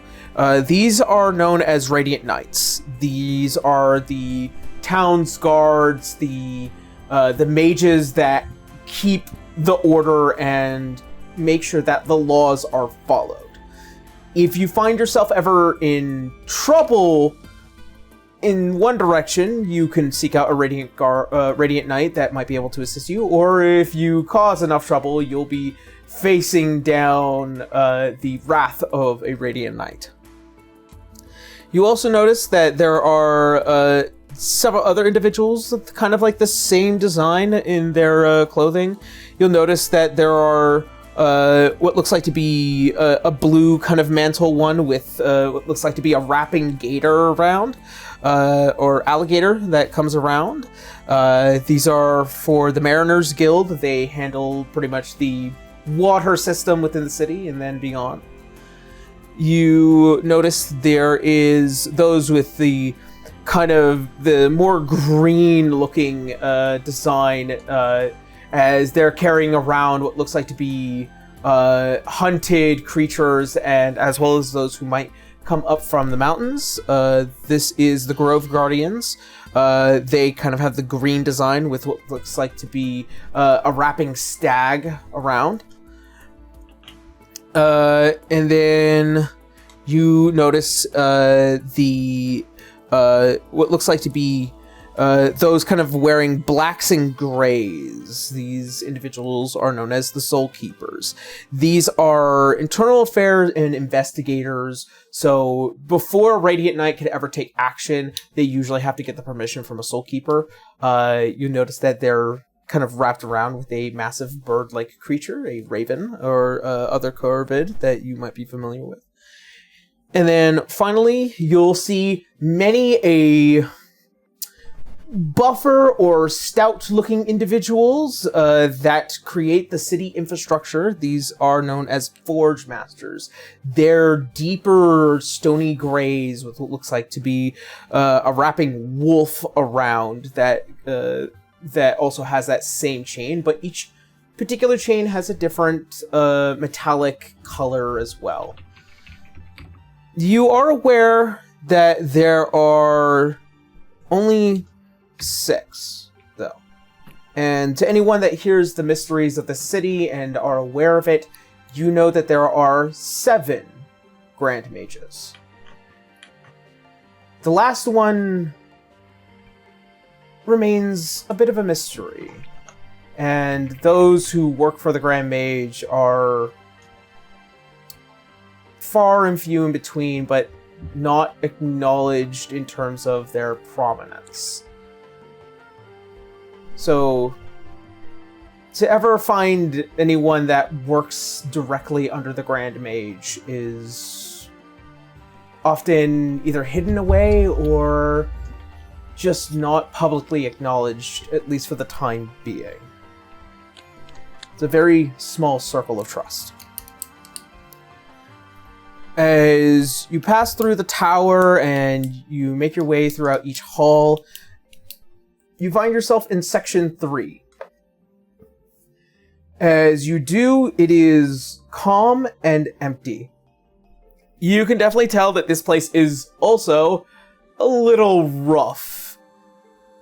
You can see that tables have these massive chips in them. You can see that the stairs look like they have been stomped on over and over again to the point that the stonework has kind of become a bit broken and in need of constant cementing repair. You can see where the main administrator and the long kind of tavern-like desk, as she stands there with the same white and yellow cloaks kind of hooded over, a long pointed canine snout, and kind of just a lot of these grayish hairs that have go to show that this is a older canid woman. And you notice that there is a second group who is kind of looking out to this massive buff individual with this fiery glowing red hair and a huge broadsword that sits on the back, hooked and kind of swinging as he's describing instructions towards all these individuals. Abel. Make me... Oh, no, wait. No. High enough. You are familiar with that individual who's talking to all these other little individuals. This is Baracus Rosewall, the Viceroy for Kerymhorath, an association to the Kingdom of Orderfheim, as you are aware that every kingdom kind of has a representative here, and Viceroy is representative for Orderfheim. Can I get a spelling, please? Oh. Thank you. Do? And for everyone else, I put the mini of this guy in the show channel so you know what this guy looks like as well for a little bit. Thank you. Uh-huh. Let's see. Squeaky, squeaky, squeaky, squeaky. And Rosewall is literally spelt how you would spell rose and wall. Yeah. Okay, I was very close. Yeah. I'm starting to learn how he spells names. I think Abel looks for a good break in the conversation and kind of walks over and gives him a clap on the shoulder. Yeah. As good to he see you. acknowledges you. Ah, Abel. Seems like you might have fit yourself in as quickly as possible. Hey? Settling in. Well then, allow me to introduce the party here, since it seems like y'all be heading down along with them. Mm-hmm. Working on the bug problem. Same here. As the rest of you are kind of getting a overview, you notice as the administrator, as she makes her way out from behind and kind of draws everybody closer for a orientation, if you will. As Is there gonna be an orientation video?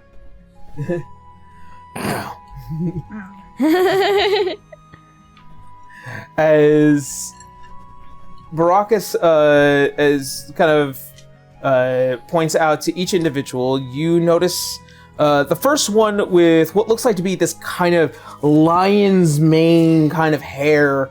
Carrying on the side is this massive shield with looks like to be this porthole, and on his back is a spear. He has two horns as they kind of point towards the back, and his jacket is like twilight stars that kind of shape down to this rather rugged body. As Baracus points to him, this is Amon-Ra. He was recently sent to me. Yesterday. And as he turns towards you, Abel, pleasure.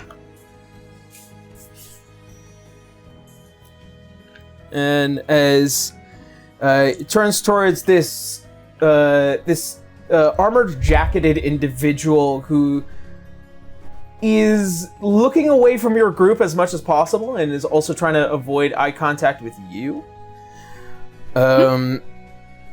You see what is this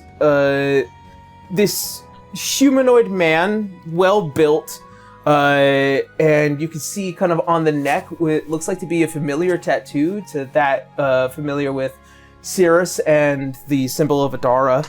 He has a 5 o'clock shadow and these bright green eyes. As Baracus points to him, this is Eardsihimmle. Adara just just like literally slips. And there is a squinting frown from Cirrus.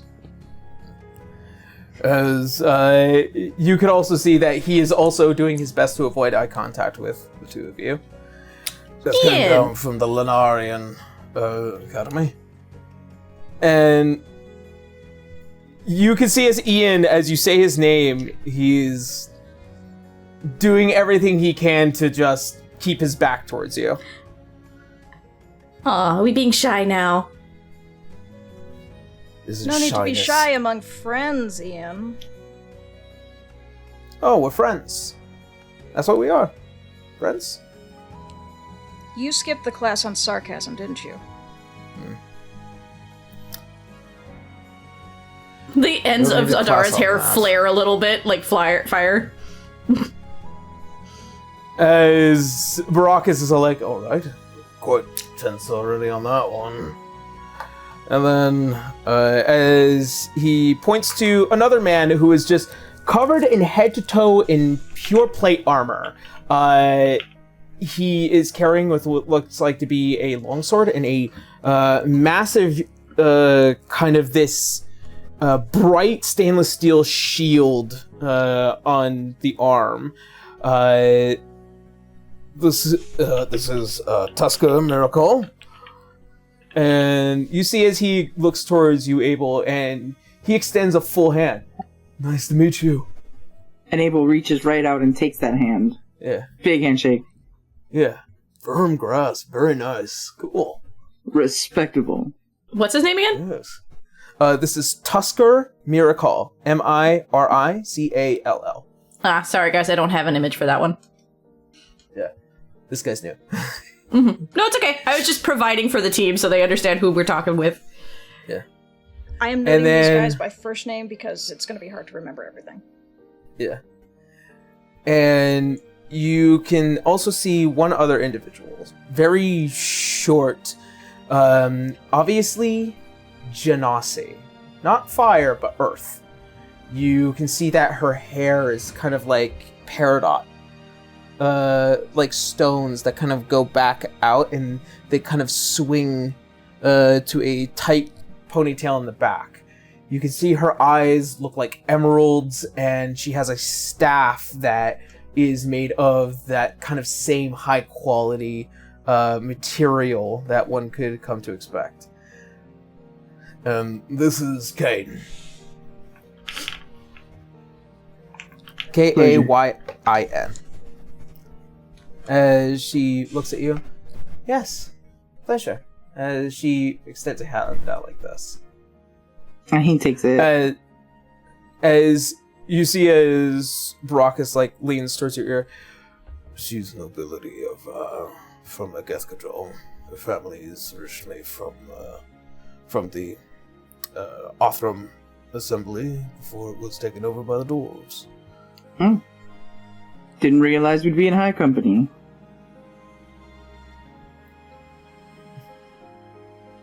It would be a pleasure if I knew your name. I'm Abel Rathmore.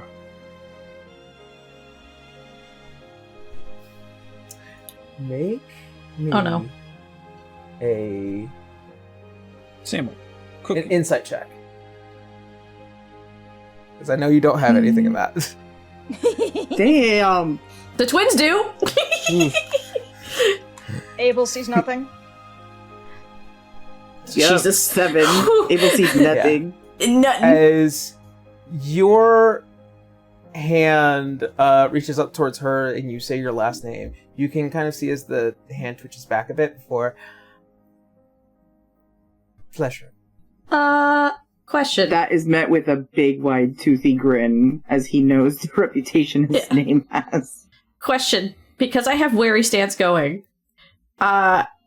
she has the expertise die and all that. I can pay close attention to subtle visual cues and all that stuff. Does she notice anything? Make me an insight check. It's the regular check and then a D4. Okay. Yes.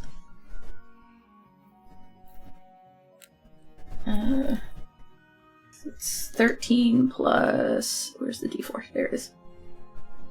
14. 14?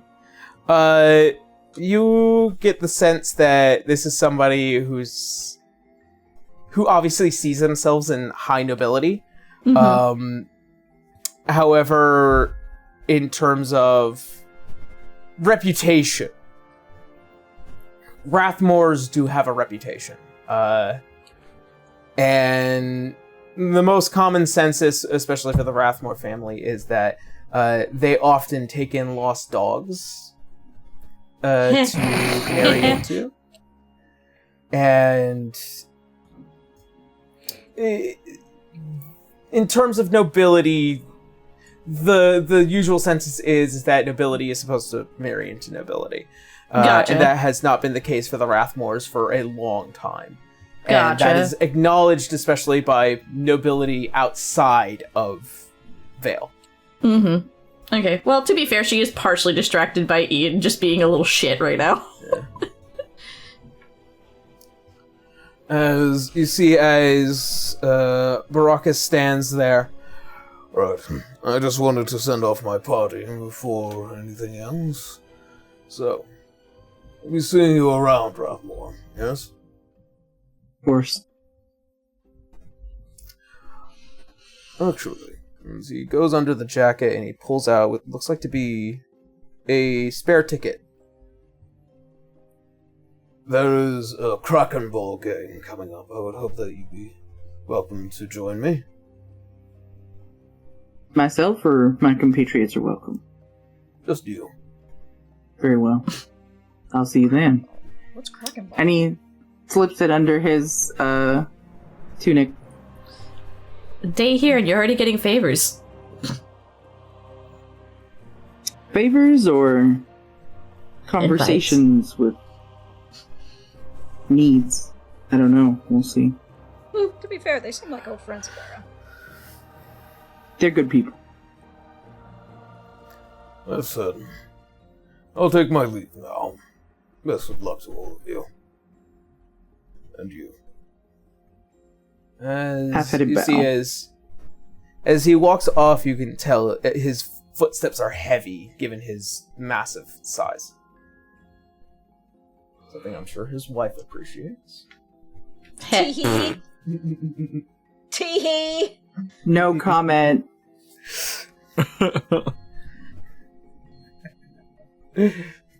I'm laughing. I need a big boy. I need a big boy. I'm laughing because I get a feeling Uzu would be laughing. Uzu's behaving. As you notice, as the old caned lady, as she comes up, as you notice the massive tunnel that goes down into the pitch black, into the dark. As she stands there, you can tell she's probably done this a billion times before with other groups, but it seems like other groups don't respect this section. As she taps the massive spear onto the stonework, it rings out throughout the entirety of the section, since it's only just you lie here. Right. Well then, let's get on with it. Beneath here, this tunnel, as it will lead you down into the lower dungeons, you'll find yourselves in a labyrinthian-like dungeon. Here you will face many a danger and many a creature that will, more than certainly, try to kill you.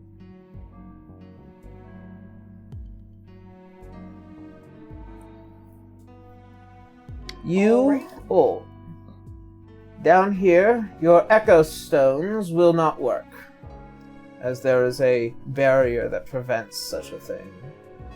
Furthermore, if you find yourselves beneath the 10th level of the dungeon, the guild can no longer attempt to rescue you. We will have to send an exploration team in order to recover each and every one of you. If the exploration team fails, then you'll be left for dead.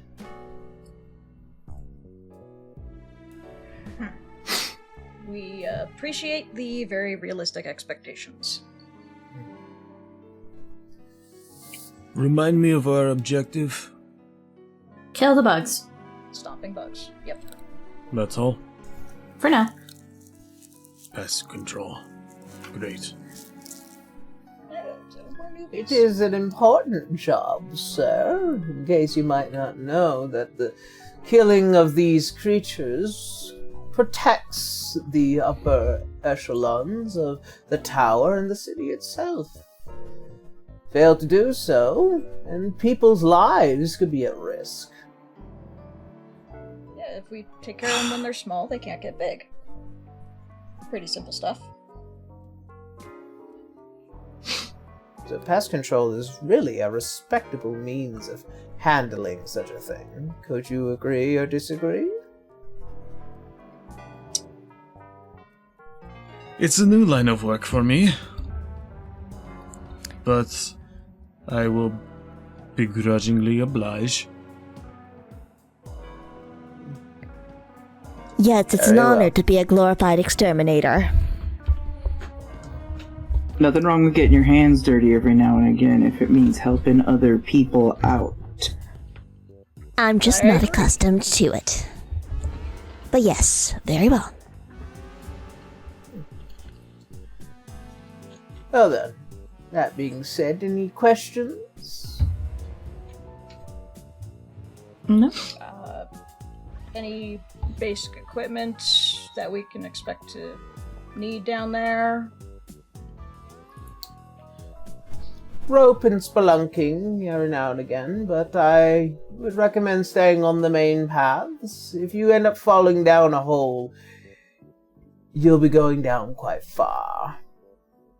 Noted. Do you have any equipment you could spare as far as healing tonics?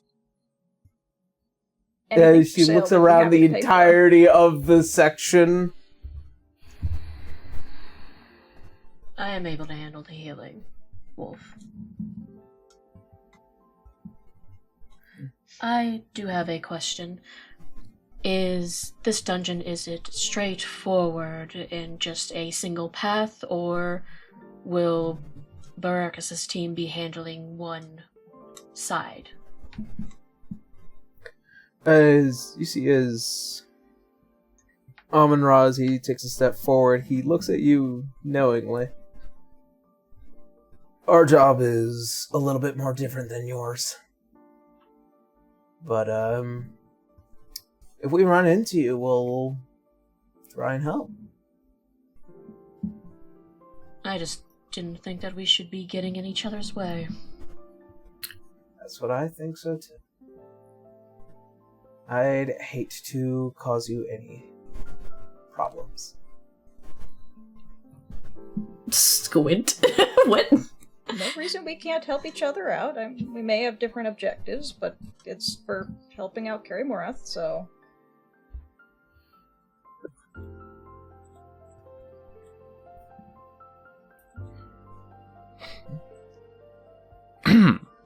Sirius leans over to Adara.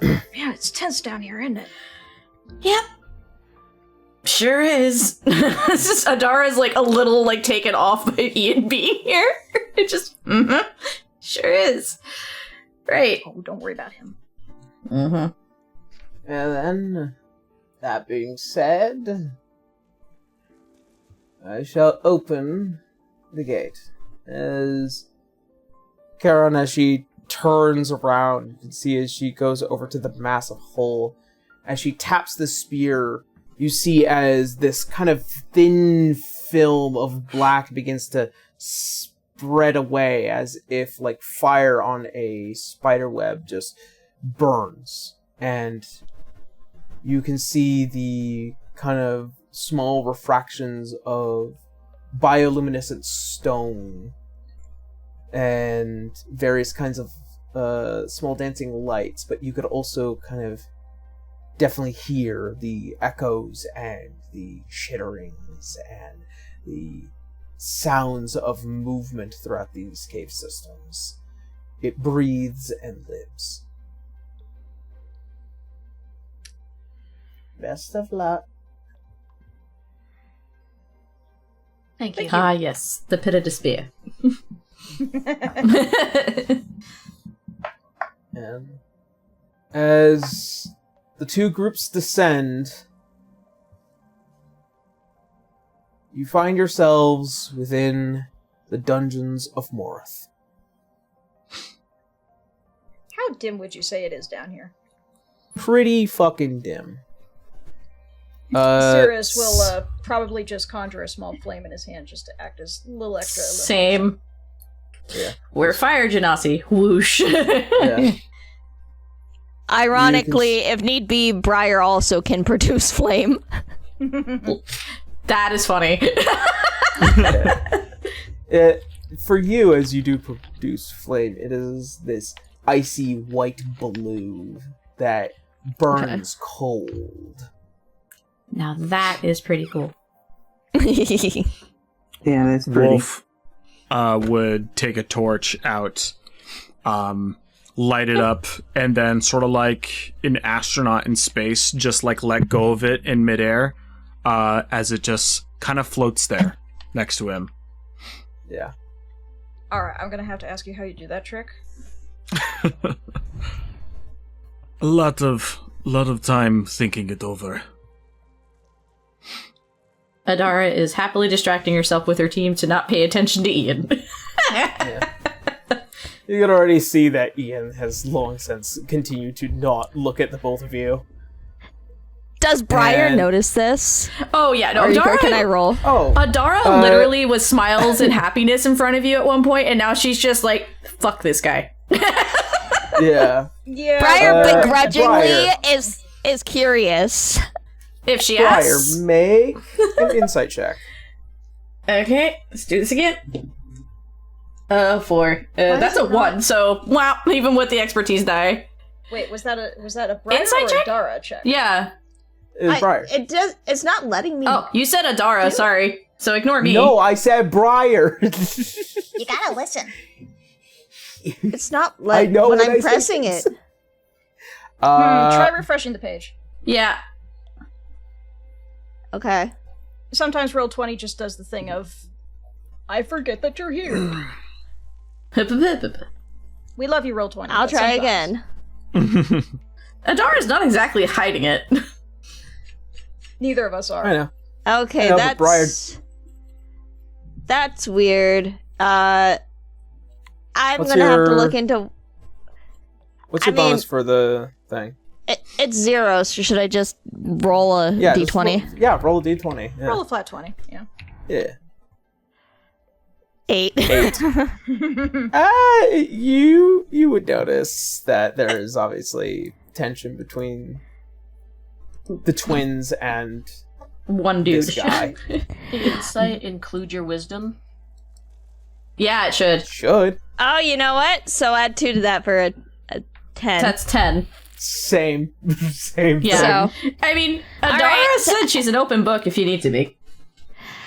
Briar is like very begrudgingly intrigued by this, and she'll shoot Adara like a side eye, like the side eye of side eyes. Like, yo, what's up?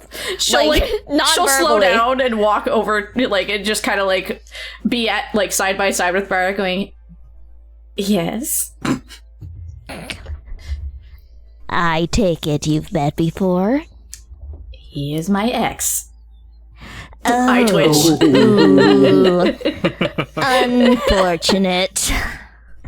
If Sirius is listening in.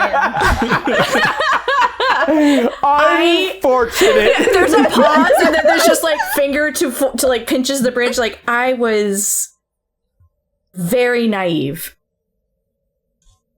Leave it at that for now. But We all are when young.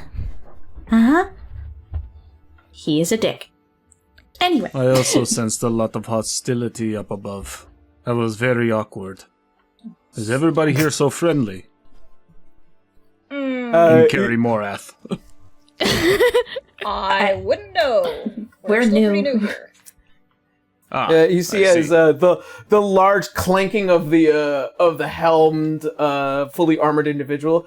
I actually just arrived here myself not too long ago. So Who's saying this? This is Tusker.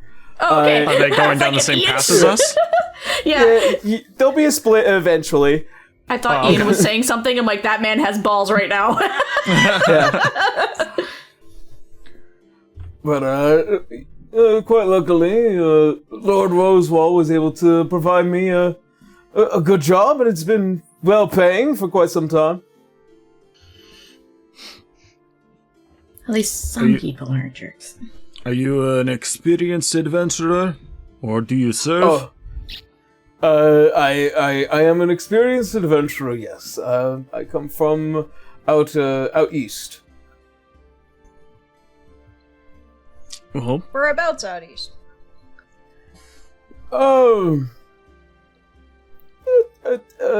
Closer to the Hollengrad. All right. I'm unfamiliar. You do know where Hollengrad is. It is a northeast country that is along the Shion Sea.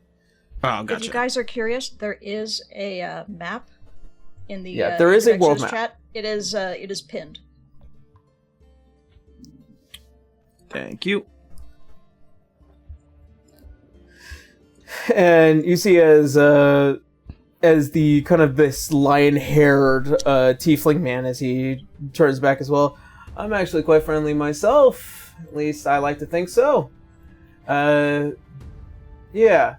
People are kind of okay here. Who are you? We were introduced. I'm to Amon him, Ra. Yeah.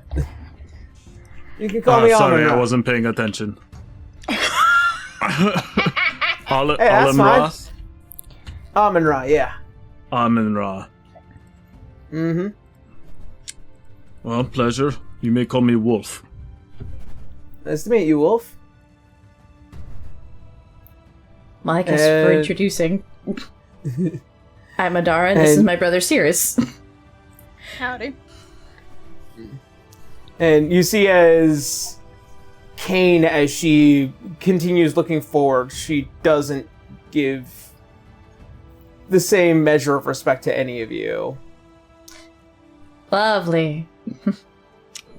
Kane? Yeah. The other Genasi woman. The Earth Genasi. Yeah. Gotcha. I've got Kane, Tuska, Baracus, and Amon-Ra. Mm-hmm. Did I miss someone? Ian. Ian. Fuck that guy. Ian. Ian. It was Uzu's fault, but you named him Ian. Thank you, Uzu. Thank you, Uzu. You're welcome. I think it goes quiet for a moment or whatever. Vale will kind of take a side step towards Amon-Ra. Just to clarify. Mm-hmm. I wasn't trying to pinpoint you as a problem, as of getting in our way. I thought that we would get in each other's way as a group, working on different things. I wasn't trying to target you. No, you're fine. I was kind of worried that I was going to end up stepping on your toes as well. I didn't want to assume. Getting along with your group. As you see, as he looks towards Ian and Kane, as best I can.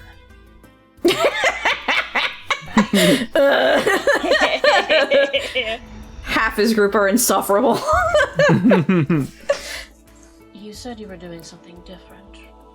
What is it that you're doing?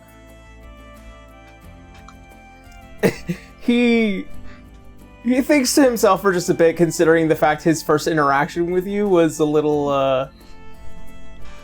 official. Before he kind of smiles a bit, and you can see that it's gentle, it's sincere.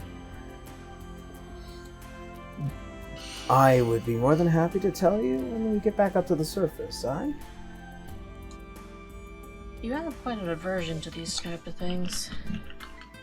Just a little bit. You gotta keep things close to the chest, as usual. And I am sure you as well. Not really gonna be keeping this close to the chest.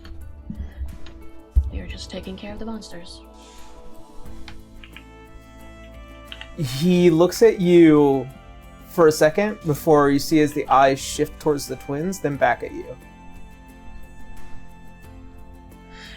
Her gaze gets harder.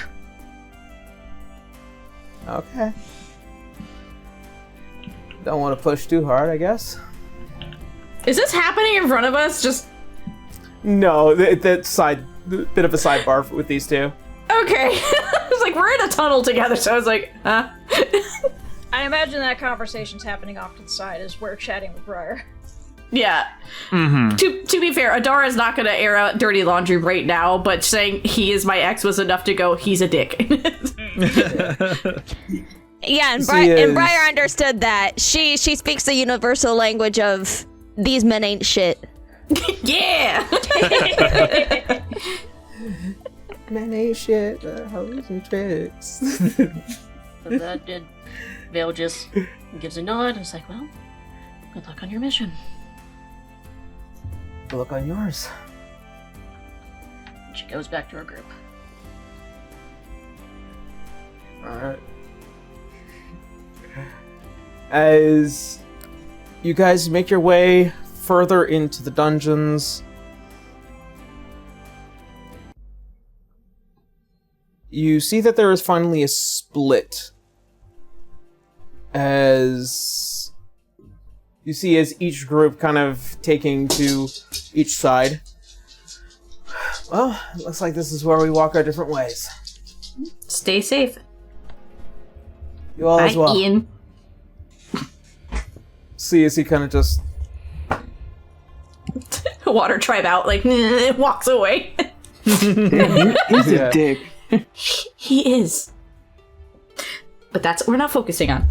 She, like, you can tell, like, there's a falter, like, she just wants to just words that she will not have echoing in a hall, so. For right now, Look let's on the- focus on the task at hand. This is a joke, but I just imagine Briar like whispering to Adara, "Look on the bright side, maybe he'll die." Oh my god. As much as I understand the meaning, my mother would be disappointed with me. I don't think she didn't actually say No, that. I know, but that would be fucking hilarious. Look at the bright side, a bug could eat him.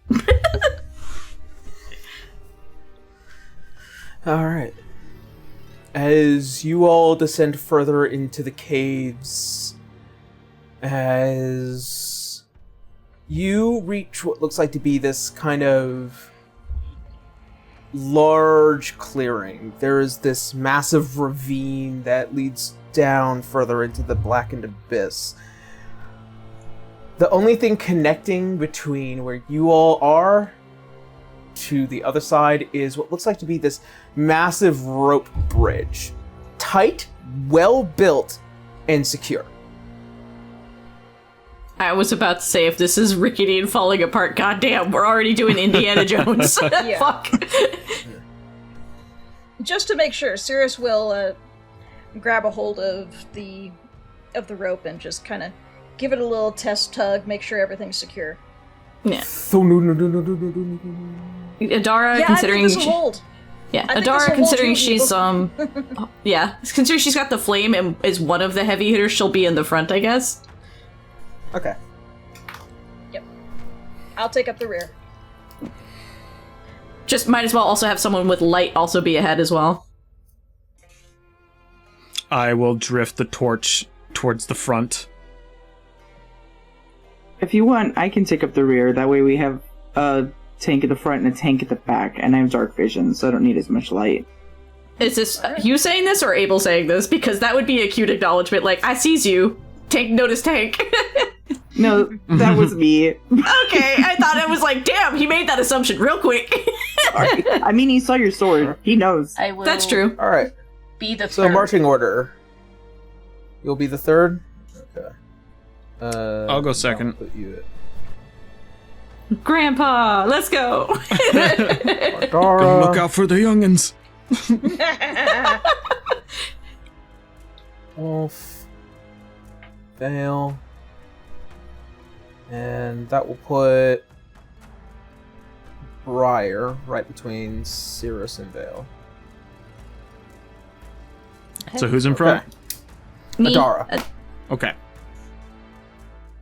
As you see as she continues to hold out the flame, it is this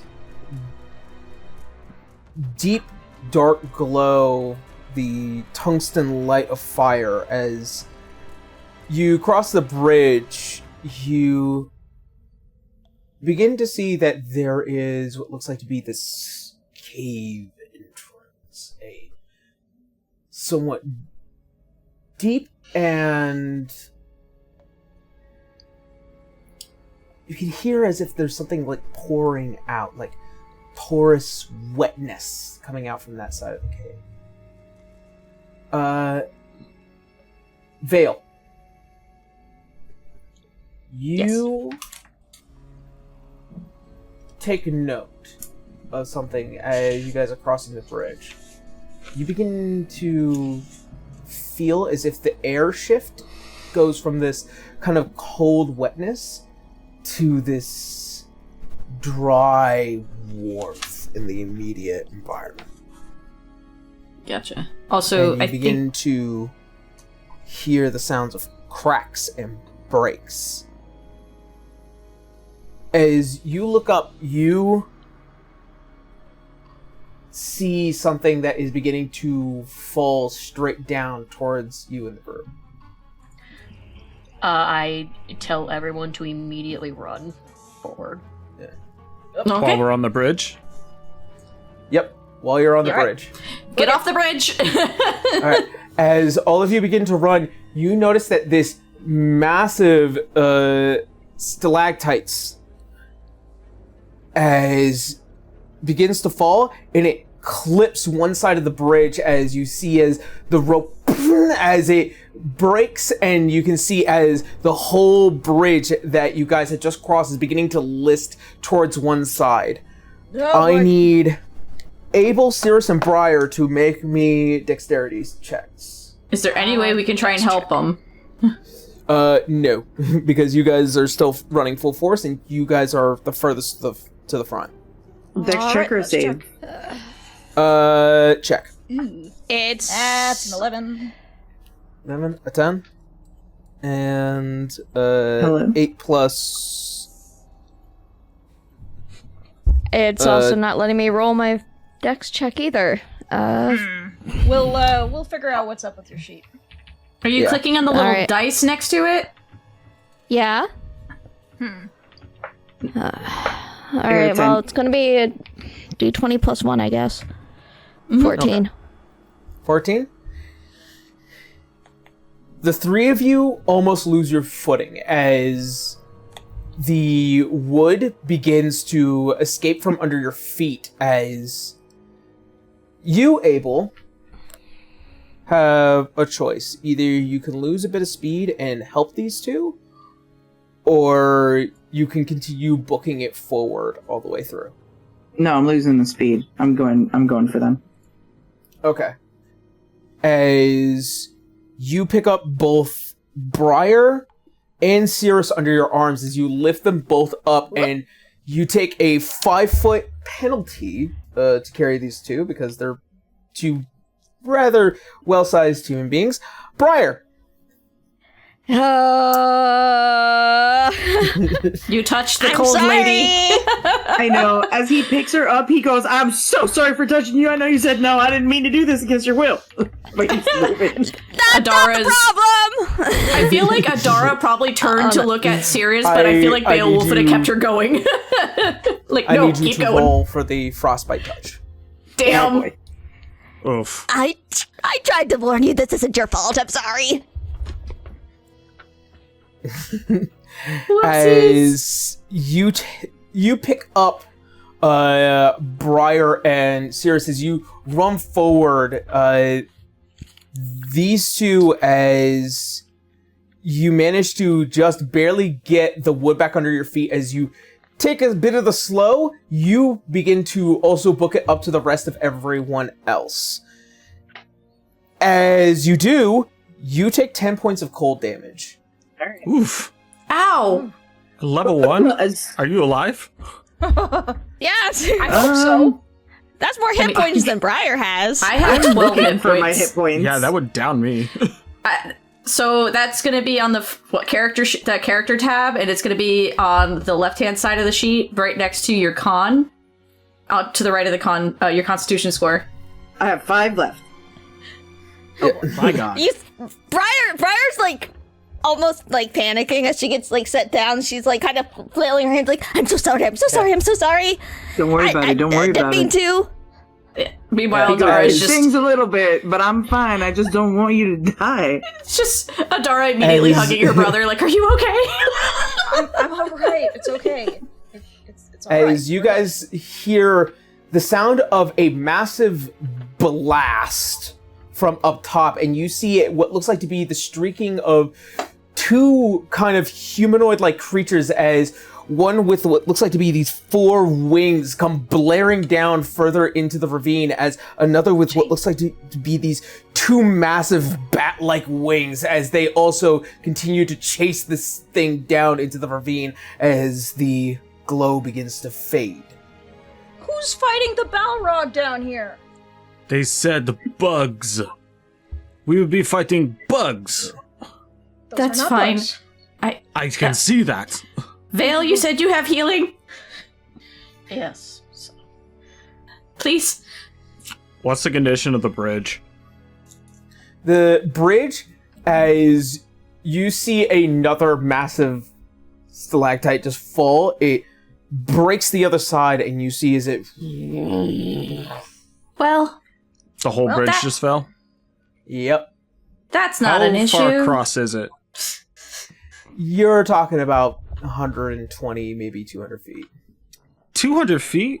Sorry, 120 to 150 feet, sorry. If we can see that far in the dark. Well, some of us have dark vision. I think 3 of us do? You can't. You guys can't. Even, we only get 60 most feet, yeah, Genasis and Eladrins get like 60 feet of dark vision, so nothing. Well, looks like we gotta keep moving forward then. And find a new way out. We'll find another way out. Yeah. Abel, are you okay Are with there me healing other you? ways out? Lucy, you said something? Find out. I'm sorry, Abel, are you okay with me healing you? Yeah. Oh, yeah, you can heal me. That would be actually pretty nice. Okay.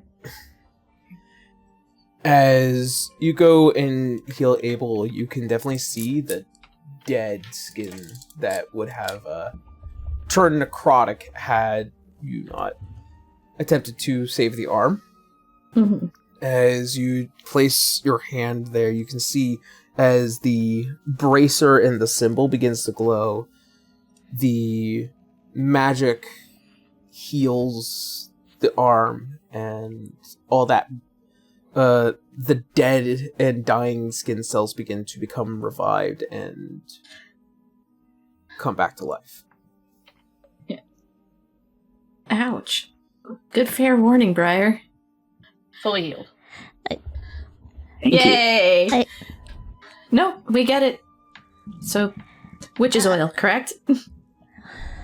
Witch oil will help me.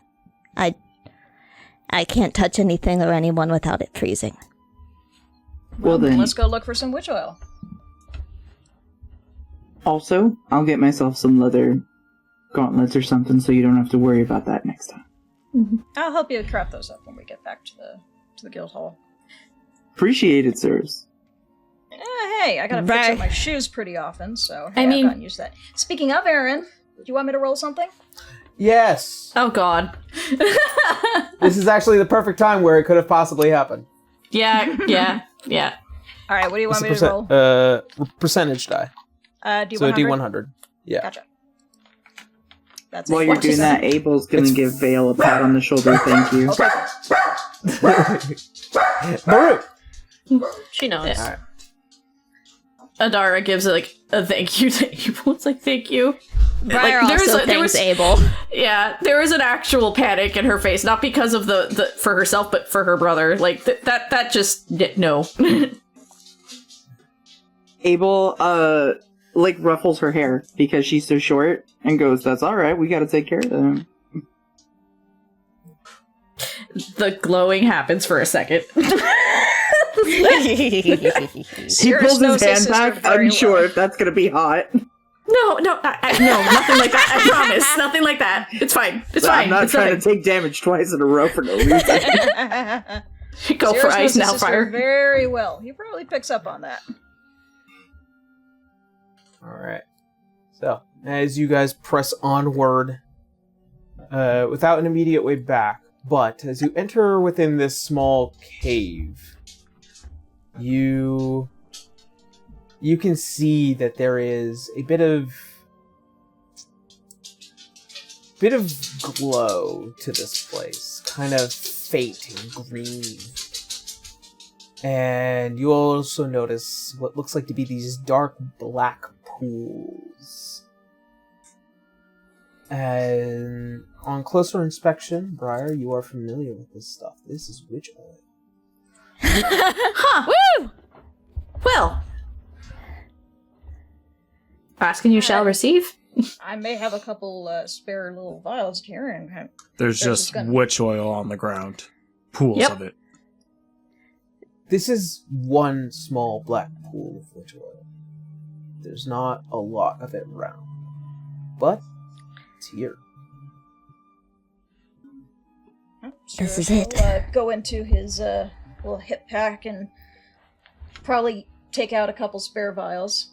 It won't be much, but it'll be something for you, Briar. Certainly needs refining, though. It's low quality, and it looks like there's like foreign material well within it, but kind of expected it within a cave. We'll need to take it back to Vance first. No problem. We can certainly do that. And Cirrus will scoop a couple vials of this stuff. It's at least something. Wolf, Cirrus, and Vale. Since you three are keeping a relatively close lookout, do you hear the sound of little tippy taps? As if they're kind of just crawling on the wall, very slowly, but multitudes of them. And Cirrus's head will perk up. As you look around to see, through the darkness, you notice this kind of insectoid little creature just fawning over this little hole. And as it moves and its head looks towards what looks like shapes to it, you just hear... Yeah. He's been practicing his sounds. Chittering. It's hovering above like an open hole, or it's crouched above it. Yeah, like an ant over a hill. It's a like in the hole roach in front or of a hole. on top of it. Like outside of it, like in front of it. Okay. It's Wolf is guarding? going to raise a finger towards it, and the anthill is it made of like stone and loose earth? Yes, it looks like there's an actual genuine hole right there. Okay. Wolf casts mold earth and closes it. As you do, you hear what is the loud chittering, and then as it continues to make that sound, as it kind of echoes throughout the entirety of the cave. And you begin to hear more of those little tippy taps as they get closer towards all of you. As you raise the torch a bit further, you see what looks like 5 pairs of these beady red glowing eyes through the darkness. We found him. Can I cast a spell? Sure. Last thing to do. I have produce flame. I can just throw it. I'm gonna her like golden gauntlets just like start to glow as I'm going to cast aid from them. And so Briar, Cirrus, and Wolf, your maximum hit points, current hit points increase by 5. Woo! Oh, okay. For the next 8 go. hours.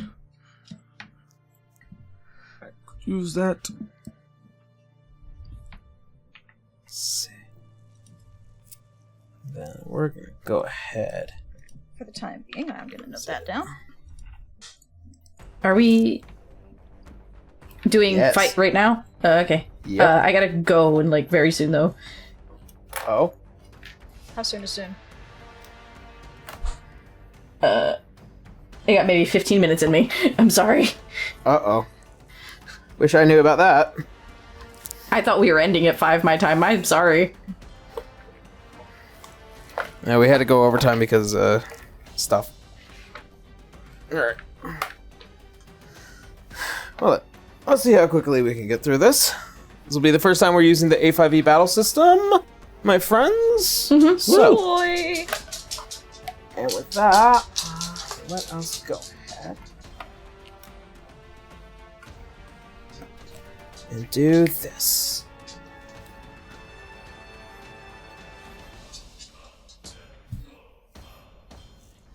Battle Alrighty. map with minis. Yes. Okay. Let's see. Oh boy.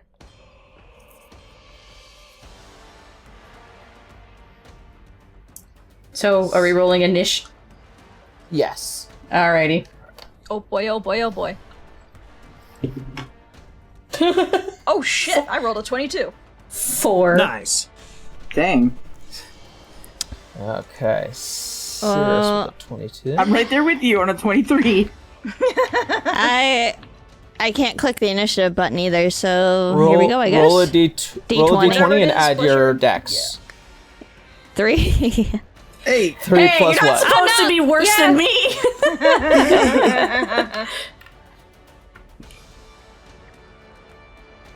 That's Briar.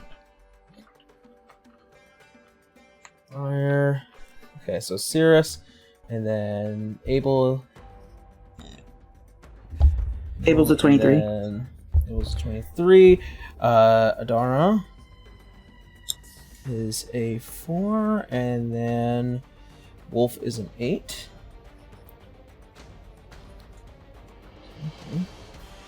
And what was Vale?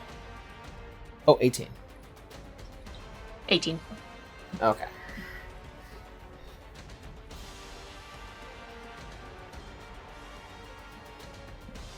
Okay. And with that, we start off. Top of the round. Abel, you are right here. And I knocked you Alright. out. Ah! I'm prone! I think I'm just gonna take a swing at that bug right there. Okay. Let's see it. Grab that great sword. Destroy the palmetto bug. Alright, how do I roll with this? Do I just do like a regular... It should just work. There is a dice right next to the name. It's on the back There. end of the thing, yeah. Yeah. The dice are on At the the back bottom. end of it. It's all at the bottom, so all your equipment and stuff is at the bottom.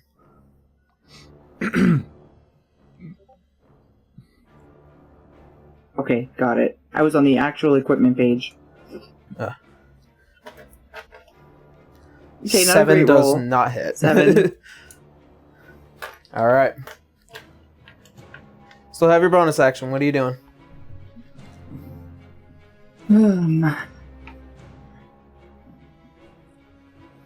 I think I'm gonna hold my bonus action now, and I'm just gonna move around closer to the group to get between Briar and some of the bugs so that she has a bit more cover. Protect squishums. Right there? Yeah. Okay. Then our little spawnling gets an opportunity attack. I love that I'm bright ass pink. I can tell where I am. I tried 12. coloring these according to Doesn't hit. to our placards here. So. Okay. Nice. So They look as a great. reaction, it turns and it snaps at you with these tiny little mandibles towards your leg, and you manage to just move right out of the way. Stick Okay. my tongue out at it. Fair enough. Alrighty. And with that, it is now Cirrus' turn. And Vale, you're up on deck.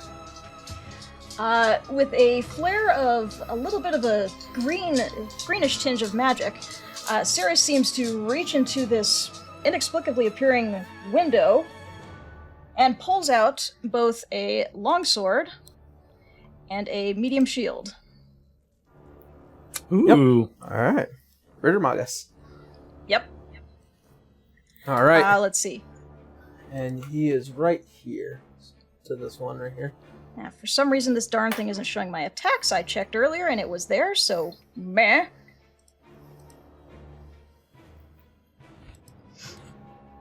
Alright, so I am going to attack here. Are those holes in the ground?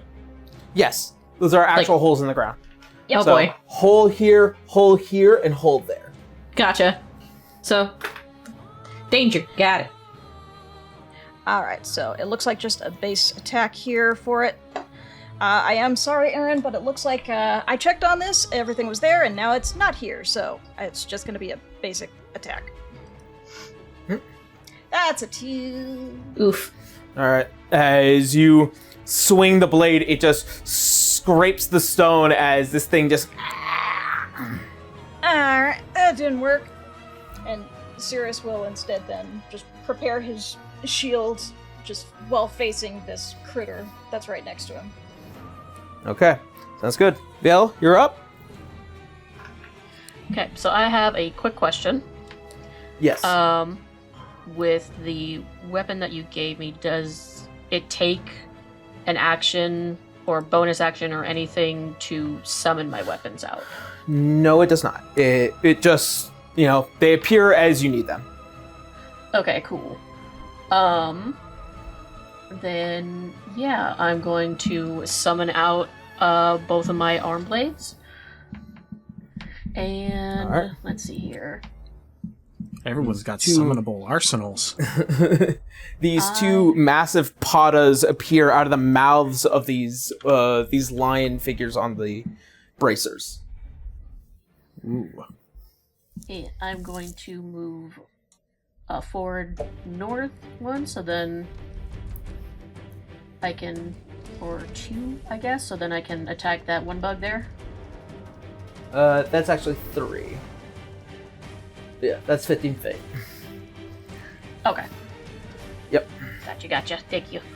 Okay, I will make an attack. Oops.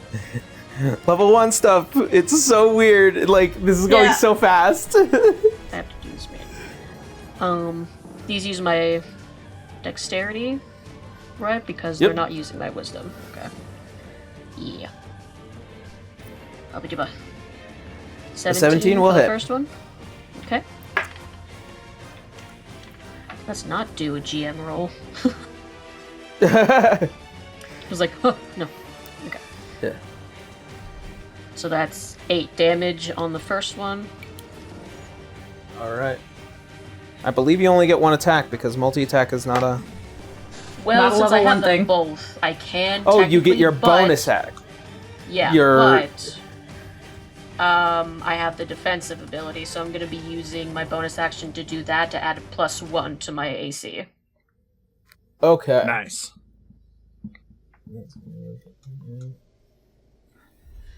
Alright, sounds good. Yep, that's all.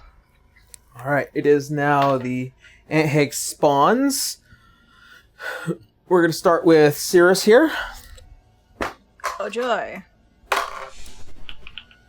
That's going to be 17 to hit. Let me see. I'm going to fix this and figure out why the heck it's not showing me the shield bonus as well. Because we don't add that unless it's there. So just keep in mind a shield is a +2 no matter what you do. Okay, in which case then, no, it misses. Alright. Adara. 8 + 4, so 12. Nope. And these aren't using melee weapons, they're just biting or something, right? Yes. Okay.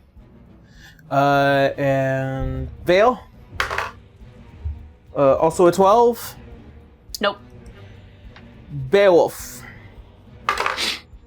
14. I have a 13 armor class, so as a reaction, I will... Where's the feature? I use my Liberian Hard Light as a small little blue flash of light appears where it's about to pierce me, and turns my AC to 14. Oh wait, that still hits, damn it. Never mind. I'll let it hit me. Yeah. I forgot hits. Alright. That's alright. Yeah. It goes up in over time, but that's going to be 5 points of slashing damage. Yay! There goes my aid. Real simple stuff. All right, and then this little guy.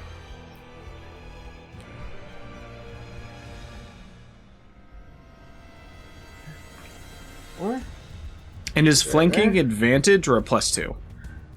+2. +2. Okay. All right. Abel. It's going to be a 16 to hit. Kayla? Sorry, can you not hear me? For a second No. there, we didn't. Now we can. Yeah, for a second, no. But Oh, yeah, you're good. that hits. Okay. Sorry, You my are mic might be taking- cutting out a little bit because there's kids outside my windows setting off fireworks. Oh, jeez. Oh, Okay. my Oh goodness. God. All right. Can You're you hear taking them? 7 points of slashing damage, Okay, thank you. No, we and can't that do is going to be the end of the Hex spawns. It is now Wolf's turn, and Adara, you're on deck. Okay, so there's that one that's sort of in the middle of the three of us. If three of us are surrounding one creature, we get flanking on it, right? I think I read that. As long as you are across from somebody else, from another creature. So, like, if for example, if there was somebody right here next to Cirrus, that's a +2. Yeah, you don't have flanking just yet Yeah. because that's a hole on the other I thought side. I read that in the 5e advance that if they're either across from each other or if three of you are adjacent to one enemy. That's only if you're not using a grid map. Which we're using. We a are grid using. map, technically. So Yes. So I'm not So- flanking it? No, but there's a hole right behind it. Yeah. So So I'm not flanking it. no. You're not flanking. Okay, No. okay, thank you. Okay. Yeah. Either way, I will there'll be this moment of bluish light that apparates next to my right hand as a broadsword comes to life out of hard light and thin air. And I pull my dueling dagger from my belt, and I'm gonna aim for the one that's between me, the one that's above me. I'm not gonna go for the one in the middle. Yeah, I'm gonna go for the one above me, and I'm gonna take the broadsword, the bastard sword, flip it in my hand, and it will surge with green fire as I cast Green Flame Blade and strike at it. And the Green Flame Blade's gonna hop to the fire's gonna hop to the one to my left. Okay. So that is a 19 to hit, 19 to hit. with the bastard sword for 9 slashing damage. Okay. And then 5 fire damage leaps to the Akig to the left.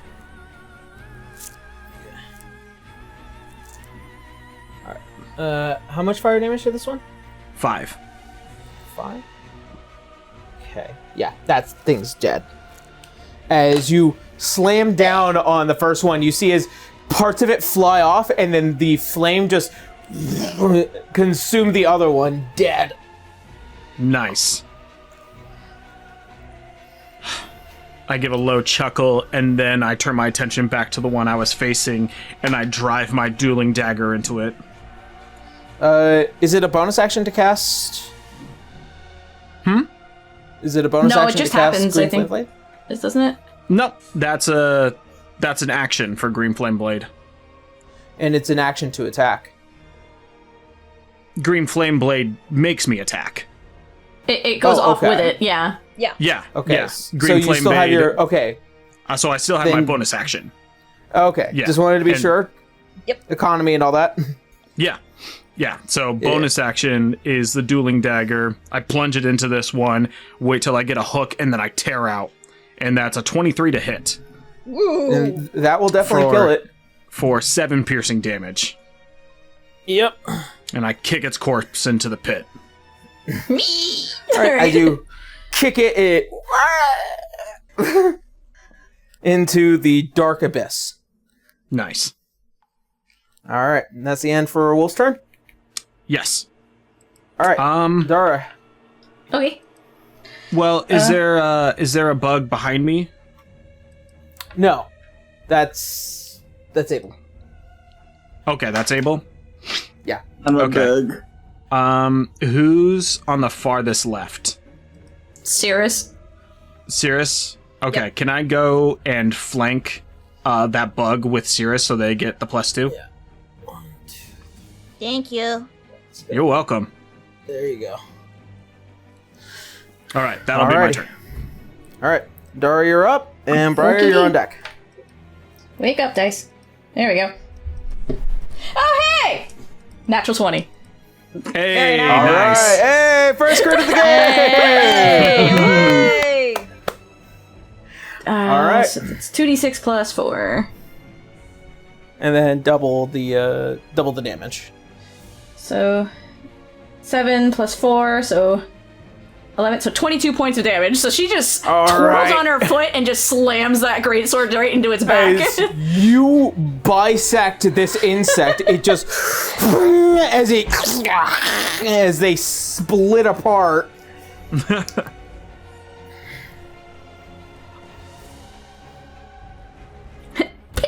Bye. Yep. All right. Anything else with the bonus action? It looks like everyone else is doing pretty good, so she's going to at least take a step back from the pit. And probably just stand side by side with Vale, I guess, is the purple. Yeah, she'll be with her brother. Yeah, that's smart. Okay. Alrighty. And Briar, you're up. All right. A little guy right next to you. All you gotta do is touch him. Yeah. Briar's gonna just kind of bend over and fucking just smack it. As you do, go ahead and make me a attack. Or whatever the attack roll is, and then the bonus. So it's just I can roll it all at once, I think, is how it's written out. Yeah. Wait.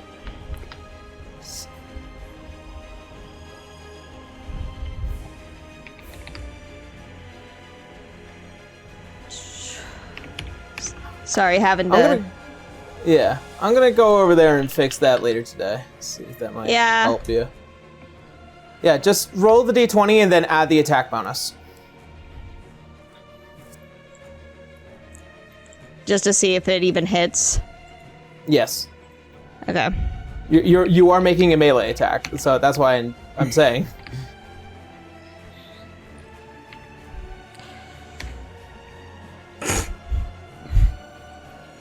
And what's the bonus on it? Oh, sorry, my attack bonus is actually 3. I put it as 1, so we'd add 2 to that for 9. Okay, 9 does not hit. Damn. Yeah. As you reach out with your hand, you see as the air kind of cools around, and this creature in its little antennae, as it just detects the immediate shift of cold, just jumps back just enough in order to avoid being frostbitten. Damn. All right. And that will be... you still have your bonus action.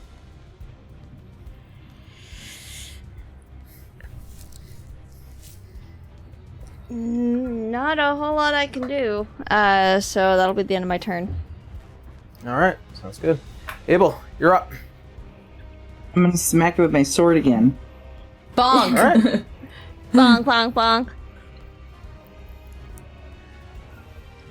I hope an 18 hits the bug. 18 does hit the bug. And for If it did. 11... If it had a higher damage, this an thing's AC dead. than me, I would have been perplexed. Yeah, a little Yeah. bit. Rochi has a bigger AC than you. As you turn and as you unleash a furious overheaded slash, it also bonk. equally bisects this creature, only this time laterally. Or You horizontally. okay? You alright, Briar? Hamburger style. I'm fine. Thank you. Alright. Alright. That. Nothing else for Abel? I think I'll just have him move closer to the other bug. Just in case. We're all coming up to Sirius like, you got this, buddy. We're all standing around the bug like, pop, pop, pop, pop, pop, pop, pop. Ba, ba, ba, ba, ba, ba. I got like 2 minutes All left. right. And with that, it is the end of Abel's turn. Cirrus, you're up. Yep. I'm going to give it another shot with the longsword here. Oop. Fix the thing while we were doing that. How about a nat 20? Let's Nat go. 20 The for Twister 8 getting it damage times today. 2? Oh, yeah. Damn. Times 2, Y'all so are that's using up all 16. your crits on these little bugs. Yep, I so know, that's 1d8. Nat 1! No! Yeah. I rolled a nat 1 on my damage. No, no, slashing damage was 8. It already rolled it for you. Yeah. Oh, it already did. Oh. Yeah, so 8 times Okay. 2 is Thanks. 16. The I thing is thought I had to roll dead. it separately. Okay, my bad. Still getting used to Yeah. the system. We got rid As- of the bug. Macros. Yeah, as you just stab the sword into the head of this thing, you see as it kind of the little legs trying to like grasp on into anything, and then it just. Ugh. I'm not And- sure how much I like these bugs. Ugh. As they are all dead.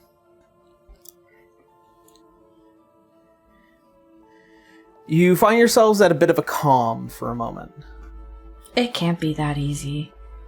I don't stop moving, and I'll just start casting mold earth and sealing all the holes I find. Good idea. Yeah. Briar will Dump. help out using Druidcraft. Ooh. As you go to plug up each of the holes.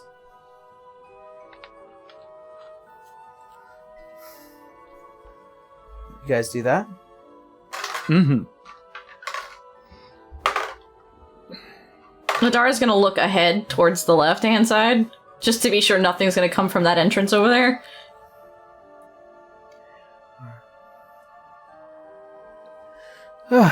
You guys take a breath as these holes begin to slowly get plugged up.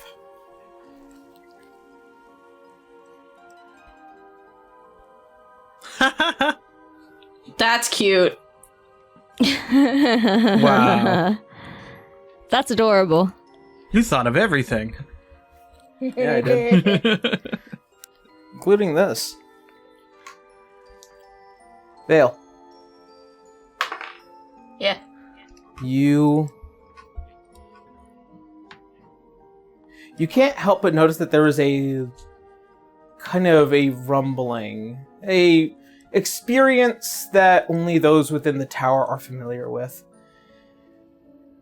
And especially as you have had training down here before, you know that rumbling in a cave system is never good. Mm-mm. As you begin to hear more chittering, more cracking, and you also acknowledge that these creatures are not just merely little soldiers, these were the alert. Oh boy. Oh. As you notice that all the stonework under your feet, for each and every one of you, begins to little rocks begin to spray up and out, little bursts of air, as you notice more of these little chittering heads with deep glowing eyes. Those 5 little ones, that would have been fine for this party normally. But now you're beginning to see 4, 5, 6, 7, 8, 10, 12 bursts of from the very ground itself, and you begin to hear and sound the sounds of more of these little tippy tappies as they're all now beginning to try and move out of the way and expand the earth that they burrow through. And you guys find yourself in a cave full of these little fuckers. Ooh. Is something bigger coming? Usually, this might be a sign that something ain't right. Gods above. And then you hear another fiery, explosive crack from where you guys had come from. and then all these creatures just burrow under the ground in fleeing from whatever that sound was. And you taste the dryness on your mouth.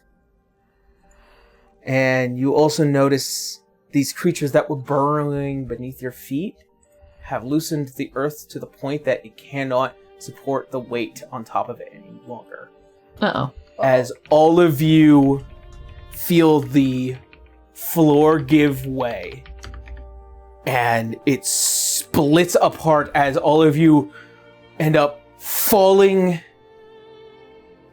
deep into the darkness as you go from 1, 2, 5, 6, 10 floors into the dungeon. I would like to point out this wasn't our fault. Too deep for adventurers like yourselves. As all of you find yourself taking a hard stop as you fall into water. Deep, deep beneath the dungeon, as you see as the sight of dead little ant hags also falling, their necks and heads broken, bodies marred and destroyed by the falling of the collapsed cavern. Is this deep water? This is deep water. I'm in plate armor. Fuck me.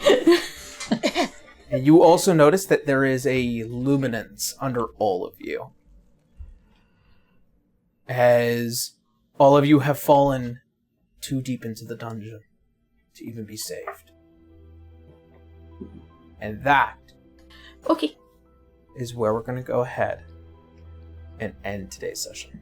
Yay! TPK! I'm sorry. I can't sit for the announcements. I really gotta go. I'm sorry. Yeah, I don't mean to be rude, but Aaron, I really gotta go right now, so I'm sorry. But you know, you can announce where I'm from and my stuff, so I love you guys. Bye! Bye! Good playing with you. Bye. Alright. Well then. And with that being said, that's where we're going to go ahead and end today's first session! Woo! Yay! Thank you for DMing, Aaron. I'm looking forward to where else this goes. Things are gonna get very interesting. We're all gonna die in session 2. It was a 2-session instead of a 2-year campaign. Oh boy. It was fun playing with y'all. Well then, okay. Well, that being said, we're gonna jump on into some relatively quick personal announcements, and then we will head on off, and then we'll be back for next session next week. So, yeah. Okay. So, to start off, first and foremost, as per announcements with me, I don't really have too much. I have my usual Twitch stream schedule as things are now becoming a little bit more lively. There is also going to be some stuff that's going to be happening in the next couple of months, mainly because we'll be moving soon and transferring from this one tiny room into an actual studio space in the near future as we continue on forward. So kind of look forward to all of that. But also, my stream schedule is now being proactively made again. I put my stream schedule up over on Blue Sky. I posted up over on our Discord, so keep an eye out for times and dates and games, as well as get-togethers. Also, me and Blue have started filming our podcast, Friend Around and Find Out. If you guys want to come and hang out with us, yeah. Yay! Amazing come hang title. out with us. Yeah, right. But hopefully in the near future, we'll be also having some extra friends join us along as we talk about multiple topics. Tech, video games, animation, comics, books, everything that we could ever possibly love, and just be able to spend like an hour and a half to 2 just like talking about our favorite things. So if you guys are interested in that, we film that every Friday over on my and Blue's channel on Twitch, and our podcast will be releasing the week after on Fridays over on the AV channel, and as well as our Spotify platform, which will be under the EOE banner because it's just easier for us. And then also, please excuse me. Again, as Kendra had mentioned before, if you guys are keeping a lookout, we are going to be giving away a Adventurer's Guide from the Level Up 5th Edition system, as you guys have already gotten to see. Level 1 stuff. Very interesting. So, if you guys are interested, just keep an eye out on our social media and over on the Twitch chat, because we will be opening that up in the end of February, by the time this episode goes up. So keep an eye out for the episodes, and then when we announce our first winner, it will be during the EOE announcements at the top of the episode, and then again for my personal announcement. Nice. And with that, I think that's it for me. So for the first time, and first at the top of the list, Tara, how you now? It's me! Hello! You can find me on Blue Sky at Tara Corbin BO or YouTube under Tara Corbin. Not a lot going on for me right now. I have a project that is currently NDA, but should finally be coming out this year, so I'll update y'all on that. But besides that, not a whole lot going on for me. How about you, B? Hey, so I'm B. You can find me on Blue Sky under Pastel Werewolf. And now on Mondays, I am joining my friend's stream. We stream Palia, and you can find that stream under Hollow Fae on Twitch. And that's all I've got going on. All right, sounds good. And of Off course, you, for Blue, Dan. if you I forgot she wasn't here.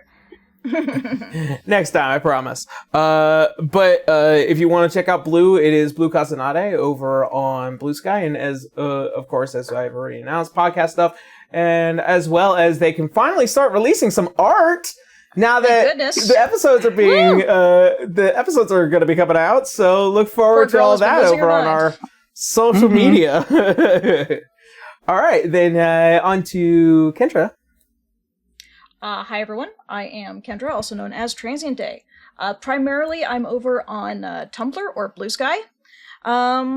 Mostly over there, I just kind of post whatever makes me happy and all that stuff, so meh. Not much is going to be going on here. By the time this comes out, I will be back to doing a whole bunch of schoolwork, so that's fun. At the very least, I should be done this year. I should be done with school, and that's going to be especially nice because moving is going to take a lot of my attention as well. So that's going to be super fun. Sarcasm. Yeah.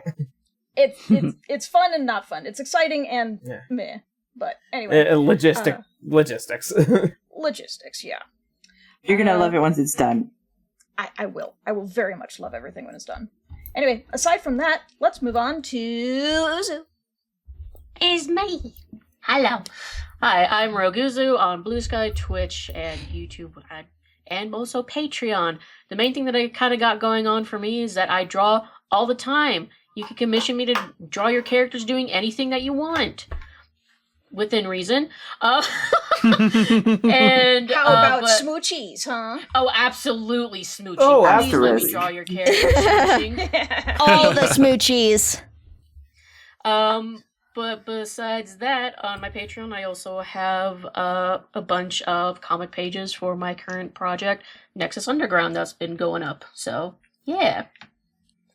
That's me. It'll go to Rymac.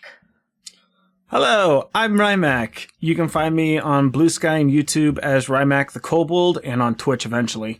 I am a fantasy character artist and a chiptune producer, so if you like beeps and boops and kobolds and stuff like that, I do lots of art, and can't think of anything else I do. All right, well then. I think that's it. We all good? Yeah. Nothing else I pressing? think so. I think we're all good. Thank you for DMing. Yeah, thank you very much for DMing. I had fun. Yeah. Can't And this wait is just to episode continue 1. DMing. Oh my god! We got Episode 2 1 whole of years of 104. Alright, well then, that being said, thank you all so much for watching. Thank you guys for hanging out with us. We hope you stay safe out there, and as always, see you next Sunday. See you next Sunday. Bye!